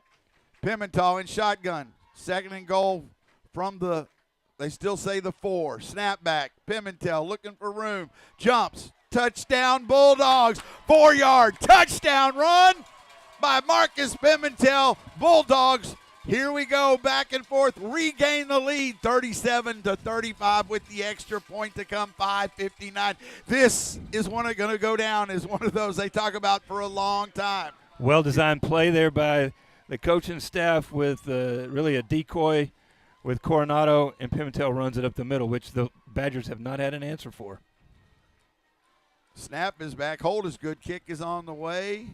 And Marco Campos worked this perfect on the night. 38-35 Bulldogs with 5:59 left to go. And I'm telling you right now, I do not believe that's going to be the final score. No. All right. So it is 38-35. Bulldogs regain the lead. Yeah, I haven't seen one like this in a long time, Coach. It has been a while, and man, where else would you want to be than either here or listening on all the ways you can listen to our game? So, my goodness, 5:59 to what a go. fun one. Yes, back and forth, and both teams have scored on every drive here in the second half. I think the only scoring was the first drive of the game. Both teams punted, and then at halftime, Lampasas Oh, on the kneel goodness. down. Yeah. 5:59 to go. So many things to watch here. Bulldogs regain the lead, 38-35. Well, then let's call it. I'm going to call the defense here is getting a stop because we need one under 6 minutes. Oh, my. This one has been a great one. Kickoff deep. He gets his leg into that one, and that was on the G, middle of the G, and Bulldogs in the end zone and bounces out by Campus Worcester. They'll start. Lamb passes at their 25. Well, we've been able to tackle McElwain when we kick it to him, but boy, I sure like it going out of the end zone and there's no chance for a run back. Oh, goodness. So our score, 38-35. Bulldogs with the lead. All right, 1st and 10 for the Badgers at their own 25. Jerome, and he has been great for the Badgers, no doubt about it. Snap back, he's going to keep it himself. Say, put it on my shoulders, and he gets to the edge and will pick up positive yards. He's hit hard, too. He is. Right on the sideline. But he was still in bounds. That might be a little pop for all that trash talking after his touchdown. So let's see where they marked it is on the far side here. There's a lot. They're still discussing it. They didn't throw a flag, did they? I don't know. They're discussing it over there. We definitely don't need There might be a flag that he's picking up.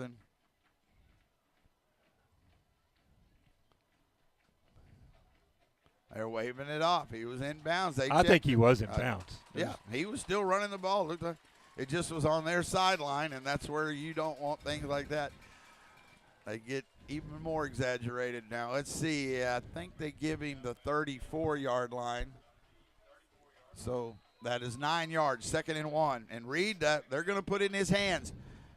And he obviously has weapons to go to, but he is run the show for him. 38-35, Bulldogs lead. 5:51 to go in the ball game. One of these teams will go to 2-0 in district. Man goes in motion. It's Onken, 2nd and 1. Reed to throw. Steps back, middle of the field. He has Johnson. He's tackled up near the 50. I think, it was Ty Johnson. They get to the 47-yard line. 13-yard gain. Yeah, Johnson's able to find that soft spot in the defense in the secondary and just settle in. So 1st down and 10 from their own 47. Snap back. It's keeper by Jerome right up the middle. He's hit hard, but he's going to get another solid 8 yards, maybe more. They give him the Burnett 45-yard line. 8 yards on the carry. Yeah, we're just not able to get in there and do anything to slow him down. Well, we can't get him on his initial move, and we could really help ourselves out and save 10 to 15 yards if we could just hit him and bring him down the first time. KJ Reed is the back in the backfield. 2nd down and 2 from the Burnett 45. Jerome sends Onken in motion. Now they'll hand it off to Reed. He is hit at the line. I don't know he got the 1st down. They might. I think it's short, but just short. No, Billick coming from his yes. linebacker spot to just make a yard gain. We got to watch the clock too. 4:31 to go and counting in the ball game. 38-35 Bulldogs with the lead. Lamb passes with the football. 3rd and 1. Or you need one of those bad snaps, and they haven't had one. Trying to see if we can bring it into being. 3rd and 1. Jerome snap. Holt gives it up the middle, and Reed will pick up the 1st down to the 41-yard line. KJ Reed with the carry. 1st and 10, 4:08. Clock runs. Bulldogs have 2 timeouts. Lamb passes 3.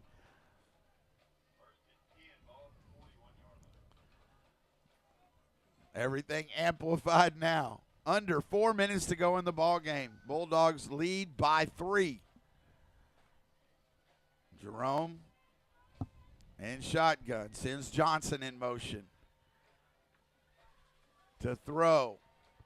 Bulldogs, he's going to throw it, and he has a man wide open.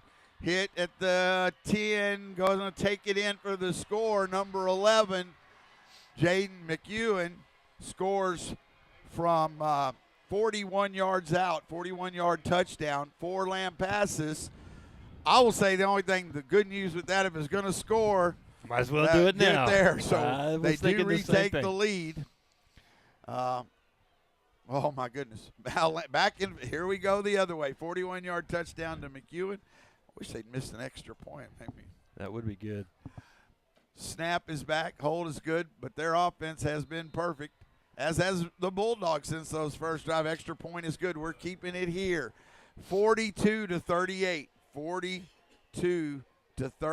Lampasas with the lead. We are at the top of the hour. Thank you for listening to Burn It Bulldog Football on KMPN. Burn it. Well, we're going to not have adjectives for this game, but now it's just coming down to who's going to win it. And it might come down to the last one. We couldn't make a play. Now Lampasas is going to try to make, if they can get one defensive play, and 3:30 seems like a lot of time. Well, it does, but the Bulldogs this half they've taken longer to score on their drives than Lampasas has. So I'm thinking we're going to need most of that time to drive this ball down, retake the lead. Well, I wish we could draw it up that way and we score with about 2 seconds left and win it, but unfortunately you can't. You got to get the points there however you get down the field now, because we trail 42-38. Goodness. Bulldogs, Lampasas to kickoff here. Might look for that pooch kick. Yep. They do it again. And Bulldogs come up and get it at the 25 and run into their own man. I think that was Park. Hit his own guy hard. About the 30, though, so not bad field position. Trevin Park with the return. 1st and 10 from the 30. 70 yards to go. Yeah, well, there's no doubt. It still comes down to executing, doing those things. But it's hard to do it right every time, but both teams have every time since the first drive. Yeah, and they've overcome the plays that might have stalled their drive out, but unfortunately, Bulldogs got to do it again. You don't have a choice. Well, and Lampasas might have to try to do it again too. So yep. Well, let's put them in that position. All right, Bulldogs. Offense has been spectacular, but they trail again. 1st and 10. Murray throws it out. Catch is made by Pimentel, and that's Stanford. I'm sorry. It is Stanford's had a huge night, and they get him out at, where do they end up marking it? 34. Short gain on that, about 4 yards. But 2nd down, he got out of bounds. 2nd down and 6. 3:19 clock stops there. Coronado in the backfield with Murray. They're going to hand it off to Coronado. He finds a hole, spins, and he'll get the 1st down, put his hand on the ground, 1st down up at the 42. Again, just another tremendous run. 8 yards for Coronado, 1st and 10. And who knows, Coronado, I think he still has one in him to go the distance. I don't want us to go to the distance. I hear you. I want us to get down there. They'll score if they have 40 seconds, I'm afraid. I know it, but we got to do what we got to do. But we got to put points on the board. But I'd love to do it with about 8, 7, 4, 2 seconds left. 1st and 10 at the 42. Bad snap. This time, Murray does just fall on it. And again, we have made a couple of those mistakes. They haven't, but we've overcome them. But here you're again, 2nd and long. And it is a huge hole. Clock runs 2:32. Bulldogs got to get ready, though. They don't have time to think about it because you don't want a penalty for a delay. It is 2nd all the way back to the 33-yard line. Could that make the difference? 2nd and 19. I don't know, Mark. It seems like the wind has picked up all of a sudden. Got the diamond formation. Snap back. They're going to trick play. Pimentel. He has Kasner. He had a couple of players to choose from, And Kasner is thrown out near the first down. Stanford was wide open. He was. Pimentel didn't see him, but I was like, where's he throwing it? But Kasner, let's see, they got the first down up to the 48-yard line. Stanford's walking in he's right now celebrating in the end zone. Pimentel with it. A little trick play. Bulldogs get the 9 yards back and a first. They lost and the 10. So 1st and 10 at the 48 of Lampasas. They hand it off to Coronado, but he runs into a wall there. And that'll bring up 2nd and 10. Minute 53 now. Time does come into play here. Bulldogs have 2 timeouts. Timeout Lampasas, so they want to – no, they didn't. I thought they were saving time. They didn't. It's at the 48-yard line. 2nd and 10. Bulldogs have to score. They trail 42-38. Murray in shotgun. Snap back. Has to get rid of it. He's in trouble. Throws it out. And incomplete. Going to bring up a 3rd down. Important 3rd down. Obviously 2-down situation. He had time back there but couldn't find anybody open. He had time, and he stepped up in the pocket in between the 2 blockers, but that play was well covered by Lampasas. Lampasas trying to make a defensive play to win the ball game. 42-38 Badgers. 1:23 to go. 3rd and 10. Let's get the play called. Get to the line. Here we go. 3rd and 10 from the 48. First job is to pick up the first down. Clock stopped. 1:23 to go. Got to hurry here. Don't want to use a timeout. Under 10 seconds on the play clock. Lampasas does call a timeout. I think that helps the Bulldogs out a little bit. We're going to keep it here. Wow, this is the kind of tension a ball game like this brings. Lampasas did take the lead. Bulldogs have over and over again, but 3rd and 10 is not easy downs to get. You got to get that 10 yards first. No, it seems like a long distance, but the Bulldogs have been able to do it, and they've done it either through the air or on the ground. So, I like that slant that we ran the touchdown to Stanford. He's strong, and he'll hold on to the football. That might be a good option for the Bulldogs. And, Mark, it's 2-down territory. Oh, so yeah, if you run it with Coronado up the middle, he's liable to give you 7. Yep. And then you have a shorter 4th down. So 3rd down and 10. That's their first time out. Lampasas, both teams have 2 left. 1:23 to go in the game. 42-38. Bulldogs will be on the road next week. It doesn't get easier as they travel to the home of the Brownwood Lions. Right now, it is down to the wire. Bulldogs, both crowds cheering their teams on. 42-38 Badgers. 3rd and 10. Murray has a bunch formation on the right. Coronado in the backfield. 3rd and 10. Snap is back. They're going to be a trick play. No, it's going to be Murray to keep it. And we ran it to the short side of the field, and it's a 4th down and 12 now. We did not give it to Stanford, and then we go to the right side of the field where not much room. And then a helmet came off.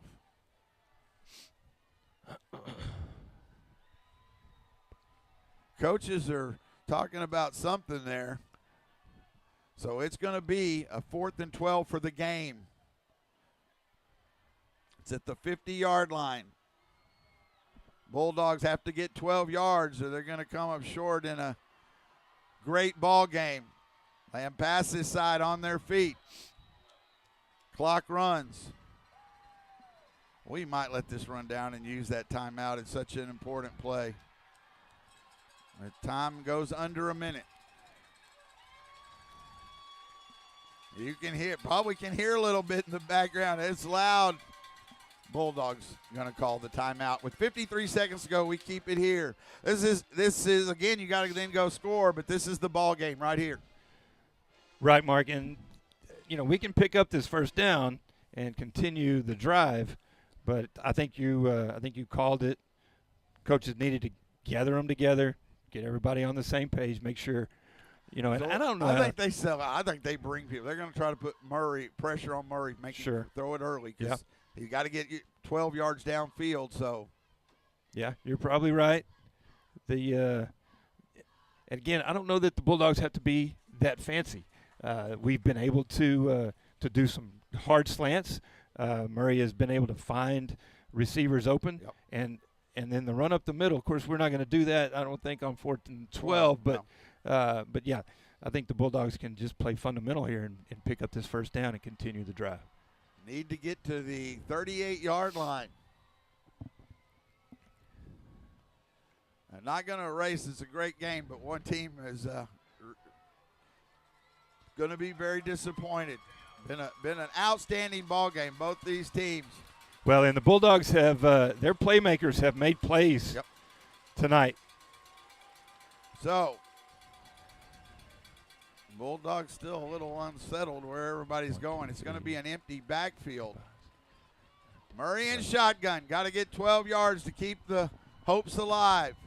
Trip receivers to the right, one to the left. Lamb passes calls a timeout after they see what offense comes on the field. Both teams with one timeout. Now, this is what I always go back to you basketball coaches. Always check the defense, but football coaches do it too. They've learned a few things from us. Is that what you're saying? No, wasn't even really what I was implying. But I didn't think so. So here we go, dragging it out a little more, but that's just bringing the tension. Oh, my, I don't know if I can take this 4th down and 10 play. 12. I do agree with you, though. We're empty backfield. Put the receivers out there. We've been able to fool them with good routes, keep protection on him, give him a chance to step into throw. We've had men open all night, at least get the first down. Yep. You know, you got to be past that marker. Wherever your routes are, you've got to be in front. Yeah. Doesn't help you in front, but beyond that. That's a great point, and your receivers have got to know where that is and make sure they get themselves in an opportunity where if they catch it and get tackled, they still get the first down. Here we go. 4th and 12. Both sides know how important this is. District 4-4A, D1. This time, 2 receivers to the right. Coronado is in the backfield. 1 receiver to the left. 4th and 12, Murray. Snap back. In the pocket, got to throw it. He does, and throws it outside, incomplete. Trying to get it to Pimentel, and it sailed wide right. And a turnover on downs. First time, neither team has scored, except for that right before the half, since the first possession of the game. So it's Lamb pass this ball at the 50. Bulldogs only 1 timeout left, and they have 48 seconds to go. Yeah, can only stop it once, and Lamb pass just going to take a knee on this. Going to go down as one of the great ones, but going to go down as an unfortunate defeat for the Bulldogs. He does take a knee.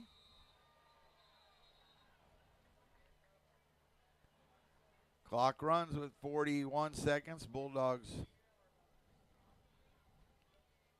don't use their timeout. Yeah, I thought the coaches were going to do that, and then I guess they decided not to. No. Well, 23 seconds left. Yeah, you use the word heartbreak, Mark, and that's definitely what it is. It's such a tough loss to take when your kids have played so well tonight. Yep, tremendous football game. And the last 4 seconds will run off the clock. And there is the final sound. The Badgers will move to 2-0 in district, 7-1. Bulldogs fall to 5-3, their first loss in a month, and 1-1 in district play. Yes. We're gonna go ahead and keep it here a minute because this is, as you said, the disappointment there. Gonna have to work through that, but you don't have a lot of time. Just like last week on a big win, because you're going to Brownwood next week, and it's a game you need to go on the road and get a victory at. So this is one of those that you got to look at what you did and then work towards that next week, and that's going to be hard. It will be hard, but you know, we always say that kids are really resilient. And, I agree. Yeah. And they'll figure it out, and you know, and they know that their playoffs are still within sight, you know, we're going to play the 3 top-ranked teams in our district going towards the end. So, you know, it is what it is tonight. You battled. You came up short. Now go play Brownwood, because there's a good opportunity for you to go get a win and improve your playoff position. And this is, to me, the most important thing we saw from tonight was the Bulldogs proved that they could play with the Badgers. You know, that was beforehand we've lost since 2016, all those things, and we came down to one play of, you know, being able, we get that, we have a good chance to go score and win the game. And so this Badgers team is 7-1 for a reason too, no doubt about it. But the Bulldogs showed, and they needed to. This was a game they needed to come out and say, we can play with you, and they did. So I'm going to go ahead and take a short break so we can come back and get the stats. We do appreciate you listening. A tough loss, but a great high school football game here from Bulldog Field. The Bulldogs come up short, 42-38 to the Lampasas Badgers on BTX SportsOnline.com, KMPN 95.9 FM. Need some real hope? Here's Pastor Jeff Shreve. Many people are confused about happiness. They equate happiness with money and materialism. Other people equate happiness with good physical health. You know, still other people, they look at happiness as a big promotion or reaching some milestone. But the Bible says in Ecclesiastes chapter 2, verse 25, "For who can eat and who can have enjoyment without Him?" Scripture makes it clear that true happiness comes when you and I are right with God. When we're yielded to Christ and His will for our lives, then we can experience true happiness, inner peace, and unspeakable joy. Let me encourage you to take sober inventory of your life today. The only one who can do that is Jesus. And if you'll bow your knee and your life to King Jesus and give Him first place in everything, then you'll experience true happiness, and then you'll find real hope. And you can find that real hope when you visit FromHisHeart.org. Mark Edmondson, Roy Kaiser, back with you live here from Bulldog Field. Bulldogs come up short. They led 24-21 at halftime. They were at the 50-yard line. It came down to a 4th and 12. Couldn't get the yardage needed. After back and forth all night, both teams had scored on every drive since the first possession, but end up losing it 42-38. Just a big slugfest between the two teams. The Bulldogs come up short. Let's get some stats. Yeah, big numbers tonight, Mark. Not only on the scoreboard, but Murray, really a good night for Murray. Started out slow, finished around 66% on completion, and that's 11 more than what he's been doing. So he stepped it up tonight. Great job by the quarterback. 16-24 for 302. Big. Yeah, big number, over 300 yards. Stanford comes in tonight and was the main receiver. 9 catches for 131 yards. Just a super job. Wow. Taking, being able to throw the ball to him. Prather, only 4 catches, 100 yards. And then a lot of other guys with 1 or 2. On the ground tonight, Coronado, 16 carries for 88 yards. Lopez, 5 carries for 55. So, the Bulldogs continue to get the ball to a number of guys, but maybe not as much tonight when you focus a whole lot on Stanford and Coronado. But they were playing so well, and Murray was getting the ball to them. They were able to get open and run tough. And then there were the big plays, too. They were ended up in touchdowns. So, all of a sudden, you don't have those extra plays to go to other players with. That's true. Yep. We're going to wrap it up here. Dan will be sitting down the line here real shortly. We'll be on the road next week in Brownwood, Gordon Woods Stadium. Of course, we've talked about history, Fredericksburg, and here in Burnett, and then the Lampasas rivalry. And then you go to Brownwood and the history of Brownwood football. And so, just another great week of football. And the Bulldogs look to get back on the track, and it would be a great way to get this bad taste out of their mouth. They played great. But lost, so you try to go on the road, but it'll be another tough one there at the home of the Lions. We'll go on at 7 with pregame 7:30 will be the kickoff from Gordon Woods Stadium in Brownwood. Again, we thank everybody, of course, who's helped us down the line and listened to us tonight, and we appreciate it as we go to Week 9. But again, good playoff spot, but we want to solidify that now as these last two games will, Stephenville, of course, be in that last game. But the Bulldogs tonight showed a lot of heart. From the start of the game, we talked about how we expected to be this kind of. I didn't expect this high a scoring necessarily, but I did expect that kind of intensity, and boy, we saw it from start to finish by both teams. Heart and improvement. I mean, they did such a great job of playing football tonight against, like you said, against a good football team, and showing everybody in the district that we're going to be in the mix. So you're going to have to play hard if you're going to beat the Bulldogs. I promise you, Brown wouldn't notice. I guarantee it.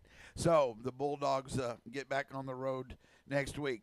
Here tonight, the Bulldogs fall to 5-3 on the season, 1-1 in district, as the Badgers are 7-1 now and 2-0 in District 4-4A, as the Badgers beat the Bulldogs here in Burnett 42-38 on BTXSportsOnline.com and KMPN 95.9 FM. Thank you and good night. And thanks for listening to tonight's special presentation of Burnett Bulldog High School Football at 95.9 FM, KMPN, Burnett. This game has been produced exclusively through Camp and Isle of Marble Falls, which is celebrating over 70 years of camping ministry in the Marble Falls area, and the KHCB Network. We hope you'll join in next time for more of the action of Burnett High School football, brought to you by Mark Edmondson and Roy Kaiser. We now join our regular programming already in progress. Thanks for listening.